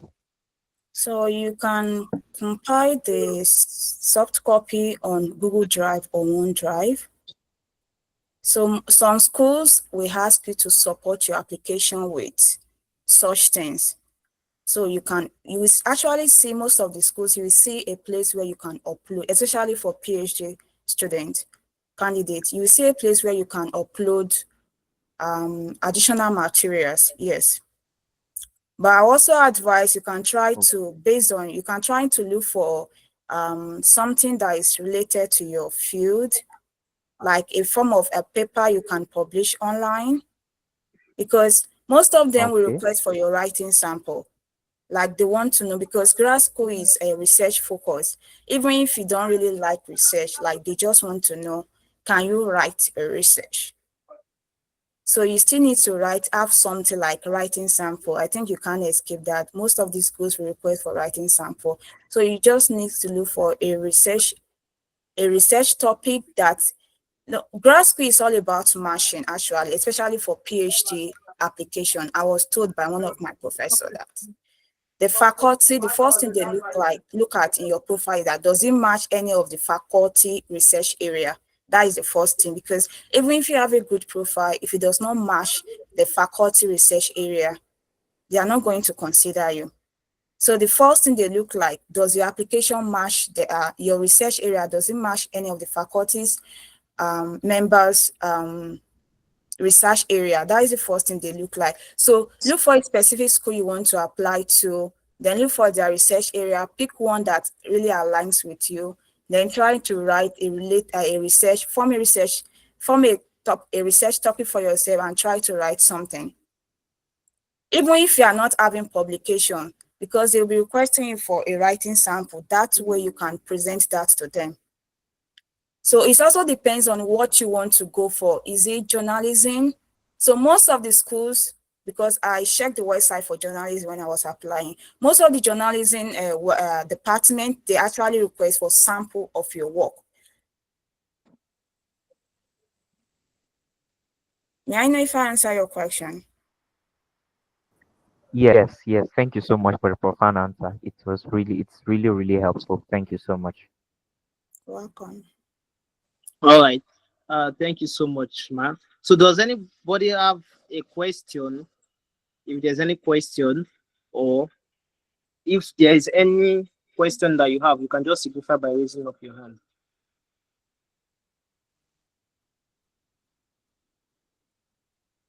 Do we have any question? Okay, Mr. Fabu, you go ahead, please. Mr. Fabu, you go ahead, please. Or Yeah, Mr. Coyote, you can go ahead if good you are evening. ready. Hello, good Okay, evening. yeah, we can hear you. Yeah, okay. I finished from the University of Technology, Akure. Can you hear me? Yes, we can hear you. Yeah, so I studied biotechnology. But I have, in my 300 level, they taught us bioinformatics and computational biology. So I have an interest in computational biology and bioinformatics. So in searching for research, should I look for like a research that goes with computational biology and bioinformatics or biotechnology generally? Because I have like 3 publications in bioinformatics and the rest. That's my question. Polyboy, can you Polyboy, please go ahead. All right, so one good thing about this whole stuff, especially when you're looking at research assistantship, is that, like she said also, and some of the speakers have rightly said, you need to tailor whatever you are doing to what they will accept. So your research interest is your research interest, only you know. So for the publications and stuff, just make sure that you align everything up and then shoot it up. And one thing I also want to say is that most of the schools in the US, they are faculty members, I mean, they are PI, they are lecturers, so to say. Most of them, they have their CVs uploaded on their profile on the school website. So you can easily see their own CV. You can even see their own profile. So once your own CV and your own SOP and your development is all written up or you are developing, you can easily see the numbers, I mean, see the profile of the people that will be your potential people that would employ you too. So you can see the do's and don'ts. Okay, this person has bio, whatever interest. I also have this one, I also have this one, I also have. So that's why how you can cross match, then you can now shoot your shots based on that. So your CV should talk about your research interests, and your SOP too also should talk about your research interests. And by the way, research interest is not always one. As long as they are within the confine of a particular course, you can have like 5 research interests that are interrelated or whatever. So, but this thing is, you are still the one that will tell that story, connecting what you've done, what you've achieved to what the department or the TI will also be willing to employ. Thank you. I also heard that it's okay if your former research area does not align with your new research area. So you can just mention it, like even your statement of purpose does not have to align with your new research area when you are submitting it. So you just have to mention your new research area to them. So it's okay if you have a new research area, if your former publication does not align with your new research area, so it's okay, according to my professor. Okay, thank you so much. We really appreciate you. Okay, Mr. Ayodeji, is there something you want to say? Yes. Okay, I please really go. want to add this to this whole thing. So one thing I used to tell people is that as a grad student, you need to be very, very smart. So take for instance, like somebody that I'll always use my own field as an example, someone that studies civil engineering. So under civil engineering, we have various aspects of civil engineering. We have water, we have transport, we have structures, we have highway. You understand now? And mind you, during the course of we being in school then, we actually did a lot of prerequisites in all these areas. You understand now? So in one way or the other, you have the idea about this particular aspect, you have idea about this other aspect. You understand now? So in that regards, you always want to build different CV. You want to build different CV for different aspects with different research interests. Because there's something about this whole journey. You don't just want to put your, all what you have in one basket. You want to try different, different ways. In the sense that if you are applying to this, the thing is that you might see a professor that is under structures, and what the professor is doing, you have idea about it. You might see another one in transportation, what the professor is doing, you have idea about it. You understand now? So you want to build different CVs, different SOP, but mind you, that is why you need to be very, very smart. You are a very smart student. In the sense that You don't want to start by the time you want to send probably code mails or you want to apply, you don't want to make that mistake of sending maybe the information that's supposed to belong to this professor, you are sending it to another professor. You understand now? You need to be very, very smart. And you need to take your time to review whatever thing you are doing. You understand now? Please take your time to review whatever thing you want to submit. And always try to widen your scope. In the sense that you might be thinking, this is my strong interest. Your strong interest might not bring in funding. It might be that area that you did not even have much interest that will bring in funding. You understand now? So when you get to the United States, if you want to change, you can always change. But first of all, get here. You understand now? So that's my own contribution. All right. Thank you so much. Oh, wow. That's really great. And I really appreciate you for your insights. Miss Kemi, I want to say thank you once again for sharing your journey with us. It's really, really glad to hear from you, particularly from someone with your own background, because I've oftentimes heard people say that, okay, my GP is low, my GP is low, my GP is low, and they will not accept me and stuff like that. But I think from the way you've spoken, if there's someone in your similar situation, I believe the person must have gained insights on what they are supposed to do by now. So I really want to appreciate you for taking the time to share with us about your journey. And I say thank you once again. So, Mr. Coyote, I don't know, you are raising up your hand. Is there something? Yes. Okay. I think it was a network problem. I'm sorry about that. Thank you very much Do for you have a this question? webinar. Yes, I have a question, but briefly, is there any way we could join this the WhatsApp group? Because a friend of mine sent a link to me actually, so I don't know where I can actually get there, Okay, no problem. That's the fine. group I will link. send you I will send the websites to the chat box so you can join the group. Click on community from the website. Once you click on community, it will take you through the Okay. step in which you need to join the group. Is that fine? Okay. All Yeah. right, thank you Thank you very very much. much.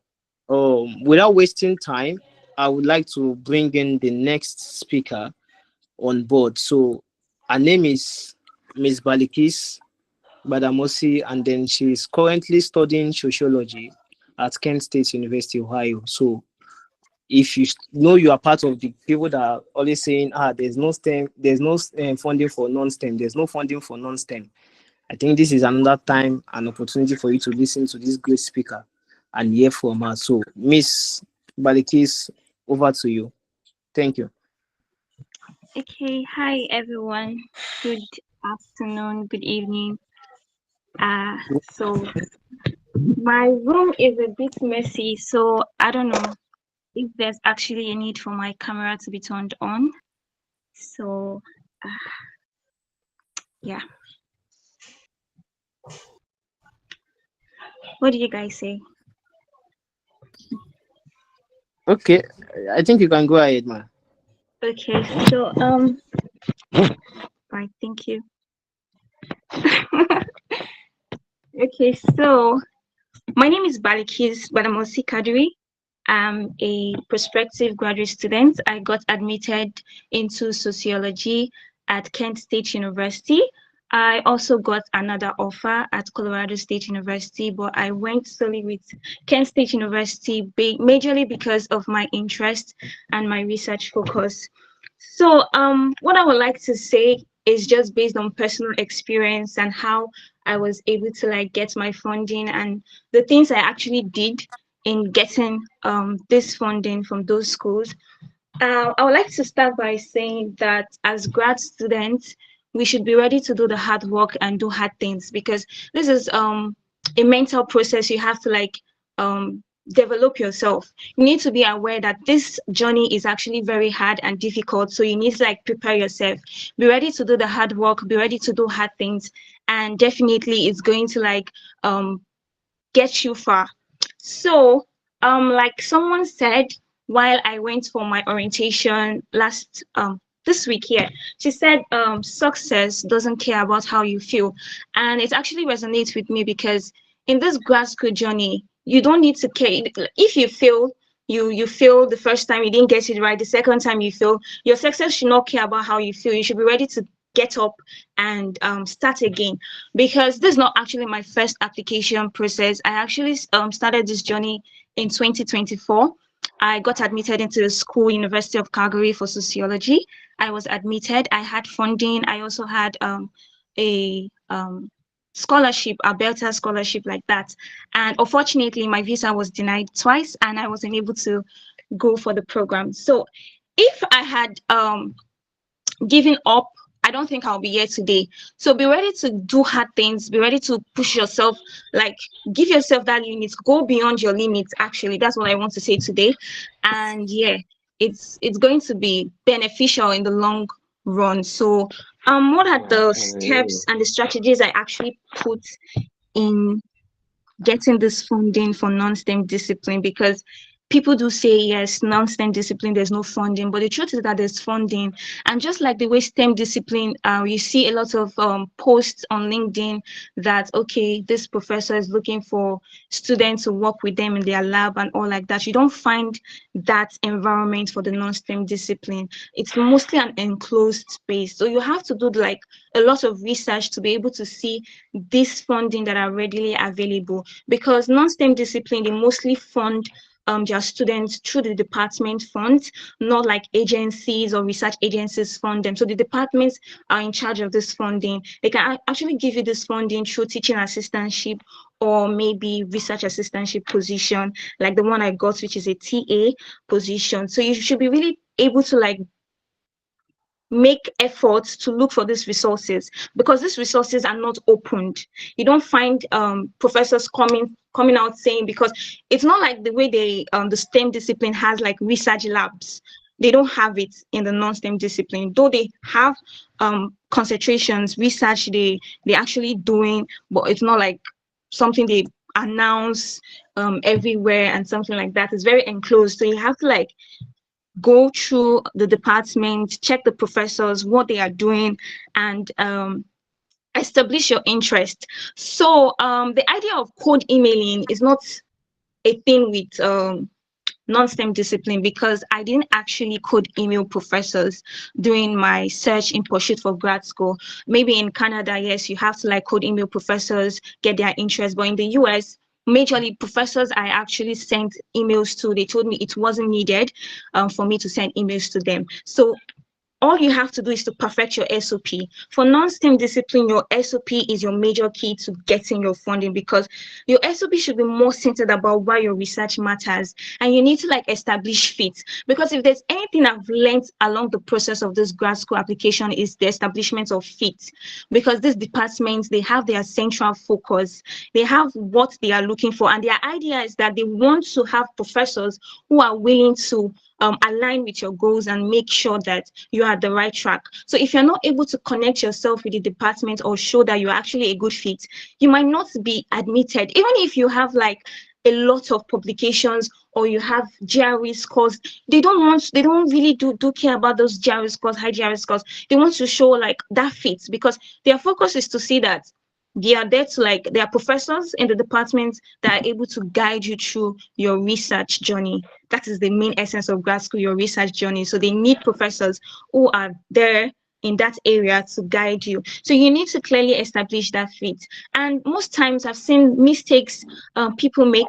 During my first attempt in grad school, my research was very vague.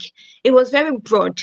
So narrowing your research into smaller pieces would help you as a non-STEM candidate in pursuit of grad school. So you need to have a very narrowed research area. You can't just work on everything. Just imagine a professor has different diverse research interests or different research they are working on, and it will be so scattered. So you need to like narrow down your research. For example, sociology, like now it's a very, very broad discipline, and I can't say my research interest is in sociology and I'm writing my SOP and I'm talking about sociology, because there are very varying aspects in sociology. So you need to look at the department of the school you're applying to. What is their central focus? Does it resonate with you? And if it does, narrow your research into smaller pieces. For me, for example, my research is in the sociology of mental health, and it is very narrowed because what I'm doing is looking at mental health issues in older populations. So it's a very, very narrowed research. It makes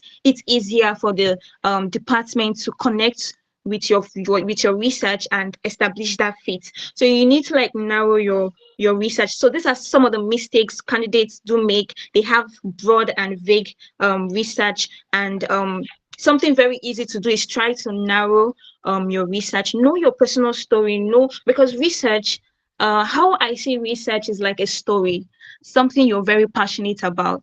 So if you have something you're very passionate about, or something you're really passionate about, you want to like make impact on, you should be able to narrow it into smaller pieces. For me, mental health was something I've really been passionate about. At a point I wanted to like switch to psychology, but I found a way to carve a niche from sociology, and I was able to do that, sociology of mental health. I don't know if you guys have come across something like that before, but yeah, it is something that professors work on in schools in the United States.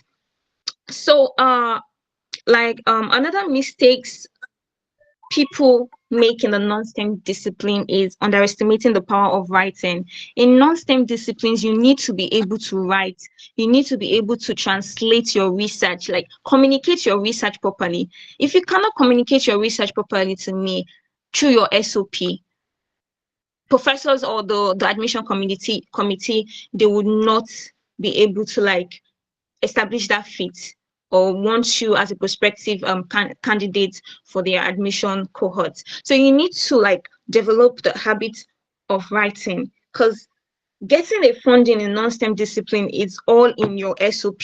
Your SOP matters. That's the only thing that matters. Aside your grades, having a good grades, your SOP, the power of writing, how can you communicate your research to me freely? Like aside having a research work or maybe writing samples and all like that, how can you tell me about your research in words, in writings? How can you communicate it freely? So they look at how you're able to use theoretical findings, how you think, how you see the social world, like how can you think? So that is what they are looking at when they are looking at your SOP. What theories make your research or inform your research, basically? So they want to see that knowledge from you. Also know what methods you want to, because your SOP, fine, it's good to mention, oh, your achievements, best graduated students, but then in non-STEM discipline, your research is a central focus in your SOP. Your research experience, it should be a central focus. So how are you able to communicate your research in writings? You need to tell them, oh, what methodology is going to inform your research, what methodologies you want to like use. Is it quantitative research methodology or qualitative research? All these things need to be embedded in your SOP, not just your research experience, how you volunteered or something like that. No, SOP has gone beyond growing up. It shouldn't be a very personal story. Like the way I approach my SOP, I write it from a very critical thinking perspective. You need to strike provoking thoughts, because these people, they are more interested in innovative researchers, like people who are innovative with their ideas. So when writing your SOP, you need to like strike critical thinking. Not when striking critical thinking doesn't mean bringing out discourse or contradicting things like that, or because now the social science world, especially for sociology, is taking a new toll in terms of this LGBTQ, gender, race. You want to be very quite sensitive with how you put those information there because of the current administration, and know what you want to focus on. So if you want to work on gender, you need to be very clear on what part of gender you want to work on. Is it on sexuality? You need to be clear on that. So because of the new administration and all like that. So so yeah, don't underestimate the power of writing. Your SOP matters a lot in non-STEM discipline than your GRE scores and all like that, because that is where they get to know who you are and what you're interested in. So we best approach to this to be very, very strategic. Very strategic. I was like actually very strategic in my application process, like top schools, R1 schools, R2 schools, that could help you as well to measure your strengths, because it's a fight. Everybody is fighting. Everybody is fighting. And in the school, you can see the list cost, like so maybe sociology, you can have 300 applicants for a spot. So you need to be very strategic about your research with schools. Like, firstly, send out emails to grad coordinators trying to that way you'll be able to measure if you can actually be a competition among the pool of candidates that would apply for that school for fall 2026. So send emails to grad coordinators trying to inquire the application process, what is needed, is GRE scores compulsory, do I need to take TOEFL exams as a Nigerian candidate, what do I need? What do I need to build on? Do I need to have, if you're coming from a different background and you want to maybe, you're coming from psychology, you want to switch to sociology, what do you need to have in place? What do you need to have in mind? So all these things, you need to be very strategic about the schools. Oh my God. Oh, sorry. You need to be very strategic about the schools you're applying to. And most of this, when you apply, when you get admitted, they will definitely fund you through their TA and RA position. So all you just have to do is that your SOP should clearly be defined. It should be clearly defined. Your research interest should show your what is informing your decision, your methodologies that you want to use, and all like that. You need to be able to connect with a certain professor. You can't just want to fit in with every professor. Have 2 or 3 professors you feel like, okay, you can work with. Mention them in your SOP. Also talk about things they've done. Talk about how you want to improve what current research, because that's the way I did most of my SOP. I see a professor working on something and I'm like, oh, okay, he has done this, but there's a gap in his research or something he hasn't talked about that I think I want to do justice, or I want to inform that research and add knowledge to it.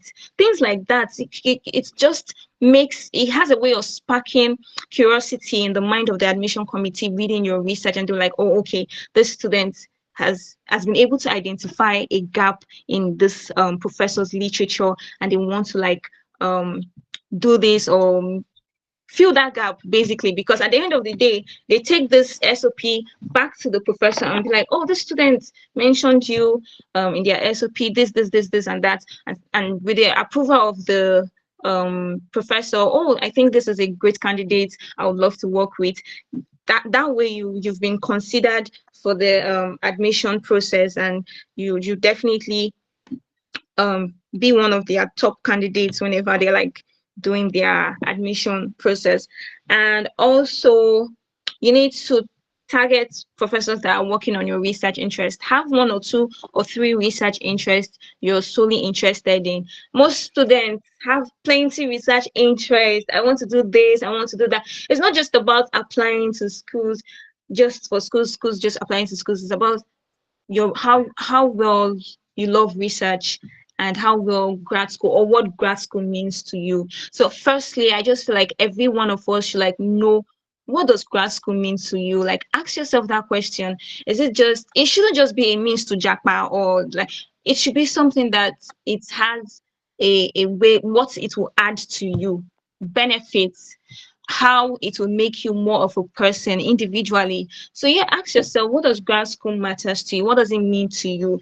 So you don't just end up being everywhere and end up being nowhere. So that gives you a more like, it makes you more defined and know what you want, especially for yourself. And that was what made me actually turned down the request from Colorado State University, because I knew what I want, and Colorado State University would not give me that environment to like to pursue those research goals I have. So I had to go to Kent State University. So knowing what grad school means to you, your research means to you, will allow you narrow, when you have like pool of admissions offer, it will help you narrow to like what you really want. And yeah, like I said, success should not care about your success, will not care about how you feel. Just because you feel you didn't get it right in 2025 doesn't mean you won't get it right in 2026, because yeah, that's how the journey is. It's always a fight. It's always a fight. So you have to ignore those feelings that comes. Are you doing like imposter syndrome? Oh, maybe you'll never get it right, because that was what I was feeling. Maybe I'll never get it right the second time. And eventually I did. There are a lot of resources out there, LinkedIn, Twitter. We need to like make use of these resources. And things I did, I actually went to LinkedIn. I messaged people who are already there, PhD candidates in sociology, not from the school, from different schools. I told them, oh, I want to apply to sociology for my master's and all like that. I'm looking at certain schools. I don't know if you'll be able to. Just because they say no doesn't mean somebody else won't say no to your request. If they can help me review my SOP and my CV. And a lot of people actually took interest. Now, work on your LinkedIn page, your profile, like put a lot of your achievements there, who you are as a student, what you've achieved, and then send messages to people who the schools you want to apply, who are already there doing that course, or maybe another school, and ask them for help for review of your SOP. Don't just stick to one person reviewing your SOP, because what this person would see may not be where another person will see, of the angle this person would see or read your SOP from. So you don't just give it to someone who's not in your field. You want someone who's in your field practicing already, and they'll have more insight to be able to review your SOP critically from that perspective. So use LinkedIn, message a lot of people who are studying the same course, United States or any country of your interest, ask them for help. And no doesn't mean that someone else won't say yes to you. So that was what I did, and I was fortunate to meet a lot of people who were interested in reviewing my SOP, and I didn't have to pay money or anything. They did that because they saw my profile and they wanted to. This journey, people are willing to help you. So help yourself, and you see people along the line who are willing to help you. He was so nice to help me review my CV, my SOP. He added a lot of inputs, personal inputs. And what I want to say is that don't be too reluctant. You need to do the hard work, because most times students just want people to like give them this, give them sample, give them this. Start your SOP. Leave AI aside. Like think, because that was what I did. Okay, I have an interest in sociology of mental health. This is what it entails. Think within the area of sociology of mental health. What are those? Read more. Like read more.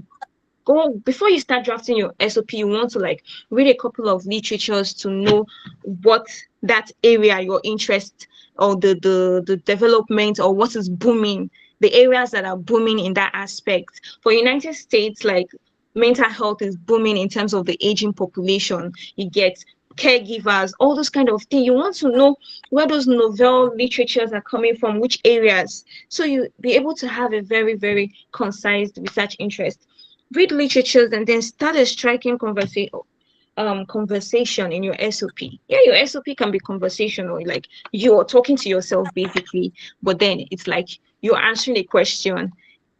I don't know if that makes sense what I said, but then it's like you're answering a question that someone may have never thought about, like that. So yeah, that's pretty much it. So ask for help. Don't wait for someone to come and spoon feed you. Be willing to go all the way to get things done. And also put it in mind, be willing to spend as well, because this journey is not easy. You would find um situations where someone may not be able to render you that help financially, maybe in terms of app fee or maybe your transcript. Just put it in mind that okay, you want this success. Yeah, you want this for yourself, so you should be able to like start saving little, and also ask for help too as well financially from people. Maybe if GRE is actually something very compulsory that the school needs, ask someone who may be willing to help you to invest in your grad school journey. You understand? Ask someone, and they will be, because if I didn't ask, I did GRE, I didn't pay with my money. Someone helped me pay just because he saw potentials in me and he helped me. So I asked. So be willing to ask people who would support you academically in your academic journey and want to see your dreams come true. Be willing to ask and also know that you're going to spend from your own pockets as well, because I did this process. I spent money on my transcripts, official transcripts, sending to schools and all like that. And I have no regret today because eventually it's all paid off. So yeah, prepare your mind for those sides of it that may come. Prepare your mind for the sleepless nights that would come, having to send a lot of emails to grad coordinators inquiring about your school. Prepare yourself a lot for the self-doubts that would come, because you just start feeling the process is overwhelming you. And if you don't have enough social support, it can be very, very burdening to you. So prepare yourself for the self-doubts that would come, because it's not an easy ride. So yes, these are just my personal these are just my personal experience and what I've been able to do so far that made me to be where I am today. So I don't know, I really wish I really think I've been able to communicate properly to everyone here today how I was able to navigate grad school journey as a sociology student, and how I got 2 offers from 2 schools, and it wasn't an easy ride, and just be ready to do the hard things. And I wish everyone good well in this pursuit. It's not easy, and trust me, you all are doing well. And just because you didn't get it right the first time doesn't mean the next time is not going to be good. Thank you. Wow, thank you so much for that wonderful session. That was really, really amazing. Wow, that was really, really nice. I don't know if you have questions, you can raise up your hand. But I personally, I want to ask you a question, ma. But if you have any question, maybe if anyone from the audience have their questions, you can please just raise up your hand. Uh, the meeting will be over within the next 10 to 14 minutes. So, but Miss Balikis, I wanted to ask, you mentioned that you did GRE. First of all, I would like to ask, does it mean that those that are from non-STEM background can also take the GRE exam? Because one of the things I have found out, although my observation may be wrong, is that people from non-STEM background, they are not really pushed to take these standardized exams. So you hear them say that, okay, GRE is for those that are with STEM background, or I did not do engineering, so there's no need for me to do GRE and all of those things. That's the first question. Then second question has to do with your application to Calgary. You mentioned that you got admitted to Calgary. I don't know I would like to know if maybe you sent cold emails or you just applied like that directly to to the school in Calgary, because I used to hear people say that, okay, if you want to apply to schools in Canada, do not apply if you do not secure a supervisor. So I would like to hear from you. Thank you. Okay, thank you so much. So for the first question about GRE, generally GRE is not like a very compulsory thing for non-STEM disciplines like take. The 2 schools I actually Colorado, yeah, GRE was necessary for me to to apply for my sociology, but it wasn't really very, very important. But then GRE sometimes in schools like that is just like, oh, they have 2, let's say they have 2 candidates that are actually good, and they want to, their SOP are nice, they have good research interest, they are actually they are fit for the schools, and they have publications and all like that. They just want to use it like as a way of meriting between the 2 students who they should actually take. So in cases like that, schools tend to use GRE when they have pool of good candidates and they just want to use GRE to measure out which student they should take. But it's generally not like a rule of thumb. You need to like take GRE, and sometimes you can come across schools like that. So if you're going to be applying to schools like that, then it's definitely needed for you to like have a GRE. All those top schools like Stanford, Harvard, and the rest like that. GRE may be important and essential in your application process. Yeah. And for the University of Calgary, one thing about Canada is that you have to like secure a professor for you to apply to those before you, like, for you to apply and pay app fees and all like that. So yeah, I actually secured a professor, and that was why I was able to apply for the school, and I got my funding and offer from them. So Canada, generally, you have to find a professor already who is interested in you, be it STEM or non-STEM discipline. You have to find a professor who wants to work with you, and that way it saves them the time of trying to like look for which professor is a fit. So that way it's narrowed. Oh, you already have a professor who has said, go ahead and apply. I'm interested in working with you. So they don't go back. The admission committee, they don't go back meeting those professors and say, oh, do you want to work with this student? Do you want to? They already know that, okay, this professor has already said is interested in you working with you. So that was it for the Canada application. Yeah. Oh, thank you very much. I'm really grateful for that. Thank you so much. So does anyone have a question? We have about 10 minutes to finish up with the webinar. I don't know if anyone of the audience from the audience have a question to ask. I have a question. Okay, go ahead. Miss Bat, because I'm also a non-STEM graduate. I did education. So my question is, currently I'm doing my MSc in University of Ibadan.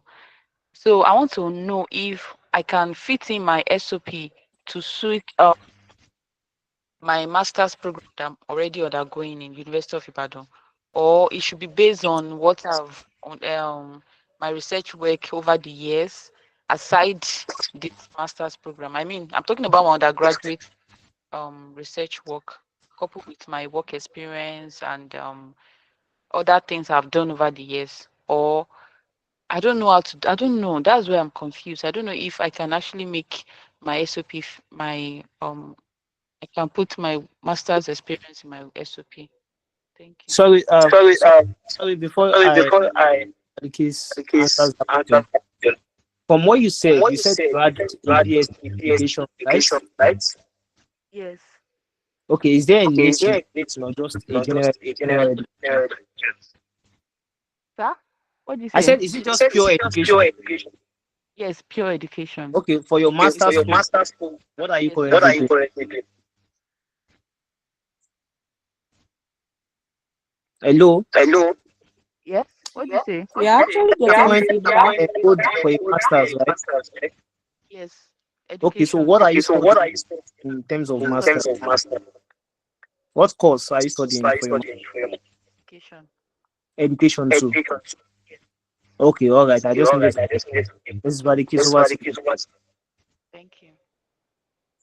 Okay, so for your grad school journey, if you want to like pursue a PhD in education, your research interest, it doesn't necessarily have to be something you did in your undergraduate or your master's degree. It can be something, it can be a new idea, a new interest.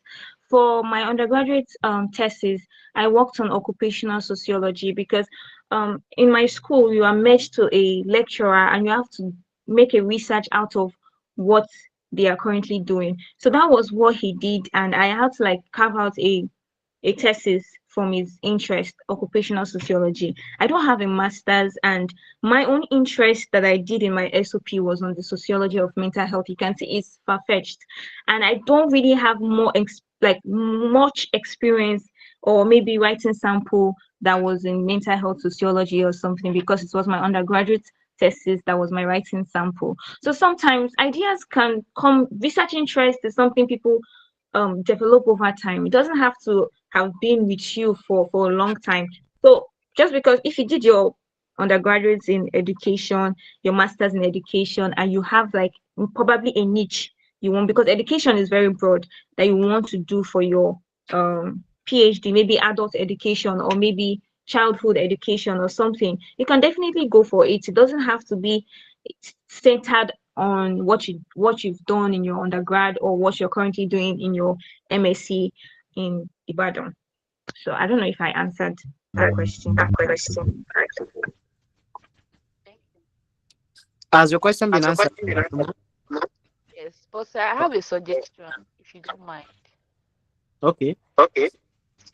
This man on LinkedIn, his name is Odell Adidara. So he also, I think when I checked his profile, we had almost the same how will I put it? We share the same research areas. So I don't know if you can link up with him in the next webinar, if he can come here and talk to us about it, because I know that I'm not the only one in this. I'm just confused on education, how to pick my courses and to go about it. I need like a guide because I've been on this since 2023 years. Okay, so you want us to invite the person. That's what you're saying. Is that what you're saying? That's what I'm saying. Okay. And this particular person that is on LinkedIn is the person you call PhD student. Yes, he's in Baylor University.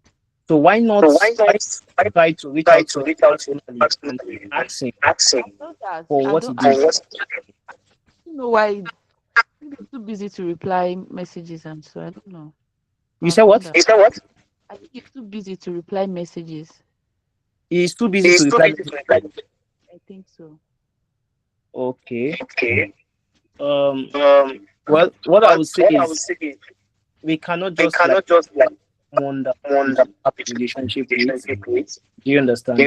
So I feel like if he's not getting, or if you're not getting maybe he posts, you just like it to some of his posts and hope.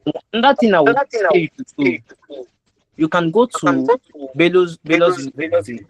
Some of the universities have the emails of their on the website. You can search it if you are able to get it. You send him a mail, or if you post on LinkedIn, you just connect with him, like by replying and all of those things. I feel like that way you can get in contact with them. I don't know if that is going. Thank you very much. All right, thank you. So I think Patricia, you raised your hands. I don't know if you have a question. Yeah, I have a question. Thank you very much. I personally appreciate this call. Without wasting much time, I would like to ask, because most of the speakers have been actually concentrating on graduate assistantship, research, and all that. So my question is there a way we can actually have, is it possible to have a direct MSc, Masters in Finance, to be specific, without much experience? Because I studied economics and I just finished my NYC. So I have like approximately 2 years experience with internship and all that. So is there a way we can actually have um, um, a master's in finance? Like this one it has nothing to do with the research and all that. It's just a master's, a scholarship, fully funded. So that's my question. Another question is I would like to have the username of the speakers, like their LinkedIn usernames, so that to connect with them and ask, you know, future what's it called? Further questions for future purposes. I don't know if it's Okay. Sorry, let me quickly answer that. Let me start with your second is this speech, or I don't think it was really a question. Okay, so what I would say is, as regards getting their LinkedIn, I would suggest that you try to join the community, right? Because the community is broader, and then you'll be able to get answers to any kind of question that you have from different perspectives. Do you understand? So if you go through the chat box, you will see a link to join our community. So once you join the community, it gives you access to our WhatsApp platform. So if there are any questions that you would like to ask, then you can be able to ask there. Then secondly, let me answer your first question, which is about can you get a master's in finance? Yes, that is very, very much possible with an economics background. But one of the things I would want you to understand is that for finance, there are some courses that would be required for you to take before you can be considered for like getting a master's, a funded offer in for MSc Finance, because I actually happen to know someone that also has the same background with you. So what you want to do is this: you can use your transcripts, reach out to the graduate coordinators. There are some schools, they have the required they call them prerequisites. So there are some prerequisite courses that you must have taken before you can switch to the finance parts, because economics and finance, they are kind of related. So what you can do is you can reach, by the time you check a particular school website, you look at the graduate coordinator of the finance program, reach out to them, let them introduce yourself. Okay, my name is XYZ ABC. I am trying to apply for 2026. I have a background in economics, and I would like to ask if with my profile, I could be considered for, a master's offer in your university. Then you attach your transcripts to it, because one of the things like I said, one of the things you should understand is that there may be some courses that will be needed. So once the graduate program coordinator sees your transcripts, they will be able to know and say, okay, this person has some background courses in this person has some background courses in this person has some background courses in this. And it will help them to be able to say, okay, we think, okay, you are a great fit for this, and we think, oh, this is not going to work and hold. The reason why I'm saying that is because I personally have come across this situation whereby let me use myself as an example. I studied building, and then I wanted to go into the civil engineering field, and then there were some schools that I reached out to. Some schools were strictly telling me, with my building background, oh, I cannot be admitted into their program. I think I got about 2 schools like that strictly told me, oh, I studied building, they cannot admit me into their civil engineering program. And then there were some schools that said, oh, they don't have any issues with my course, that I can come, that I've taken I have taken courses that are related to civil engineering.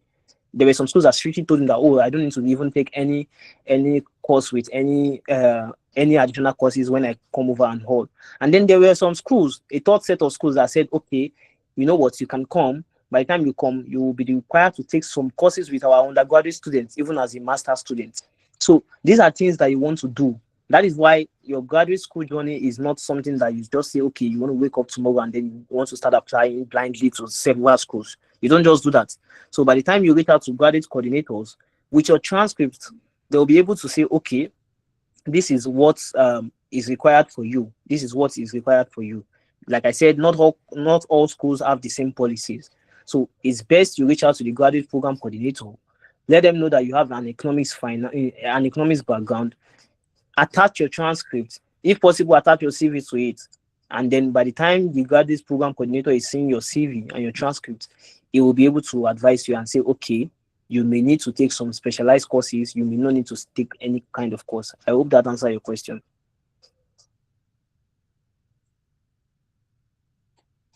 I hope that answers your question, Yes, Mr. Patricia. thank you very much. Thank you Mr. very much. Kayode, I really sorry. appreciate I hope it. that answers.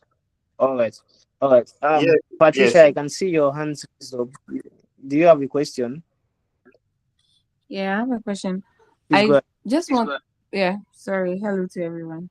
So I wanted to ask that how do we join the community? Because I think last year I had the opportunity to join a webinar like this, and I was asked to send my academic CV or something, and I was rejected. So I don't know, how do we join again if we want to Okay. join the community? The process has not changed. I don't Okay, know but if you can hear. the chat box doesn't have that. I think I just checked. It's there. I'm going to post it again. I wasn't here from beginning, so I think the last chats I can see from my end is from I think 1 Now, p.m. you should be able to see it now. Okay, I just saw it. Thank you very much. Okay. So the process is still the same. The reason why we reject is because one of the things we need everyone to understand is that graduate school journey is what they are going to do on their own. I mean, by the time you get to grad school, many of the assignments that will be given to you, you have to be the one to answer them by yourself. And then by the time you are doing research, you have to be the one to do it by yourself and all.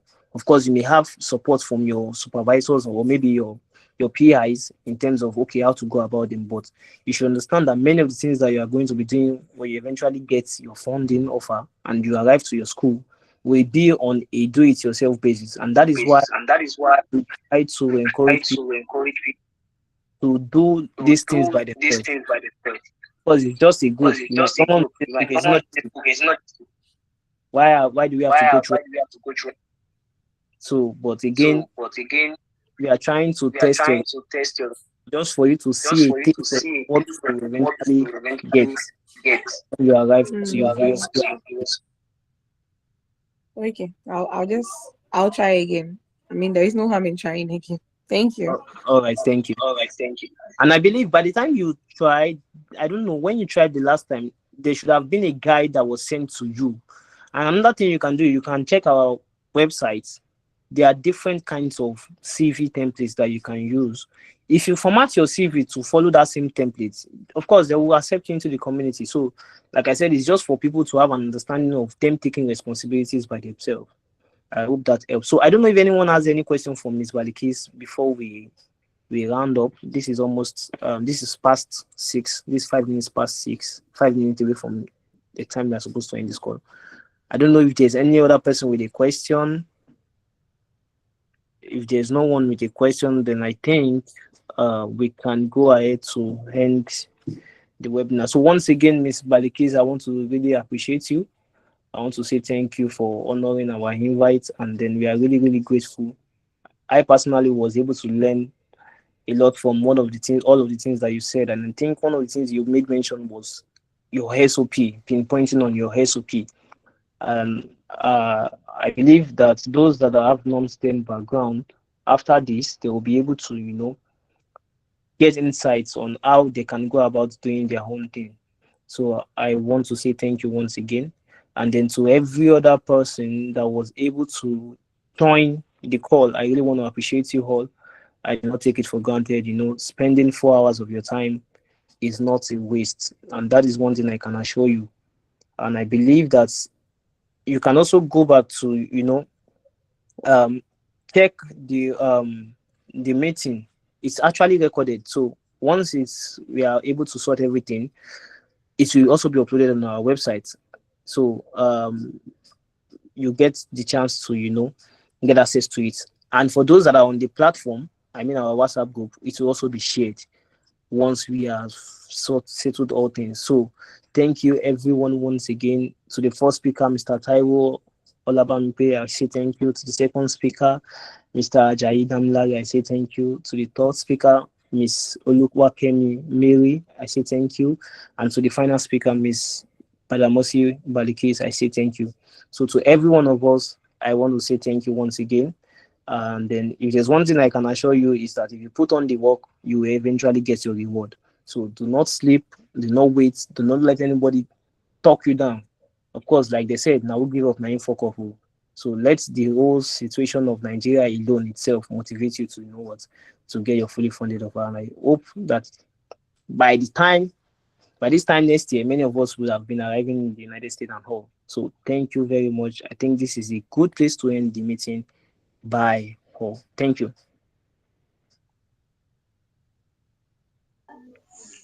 Thank you very much. Thank you. Thank you.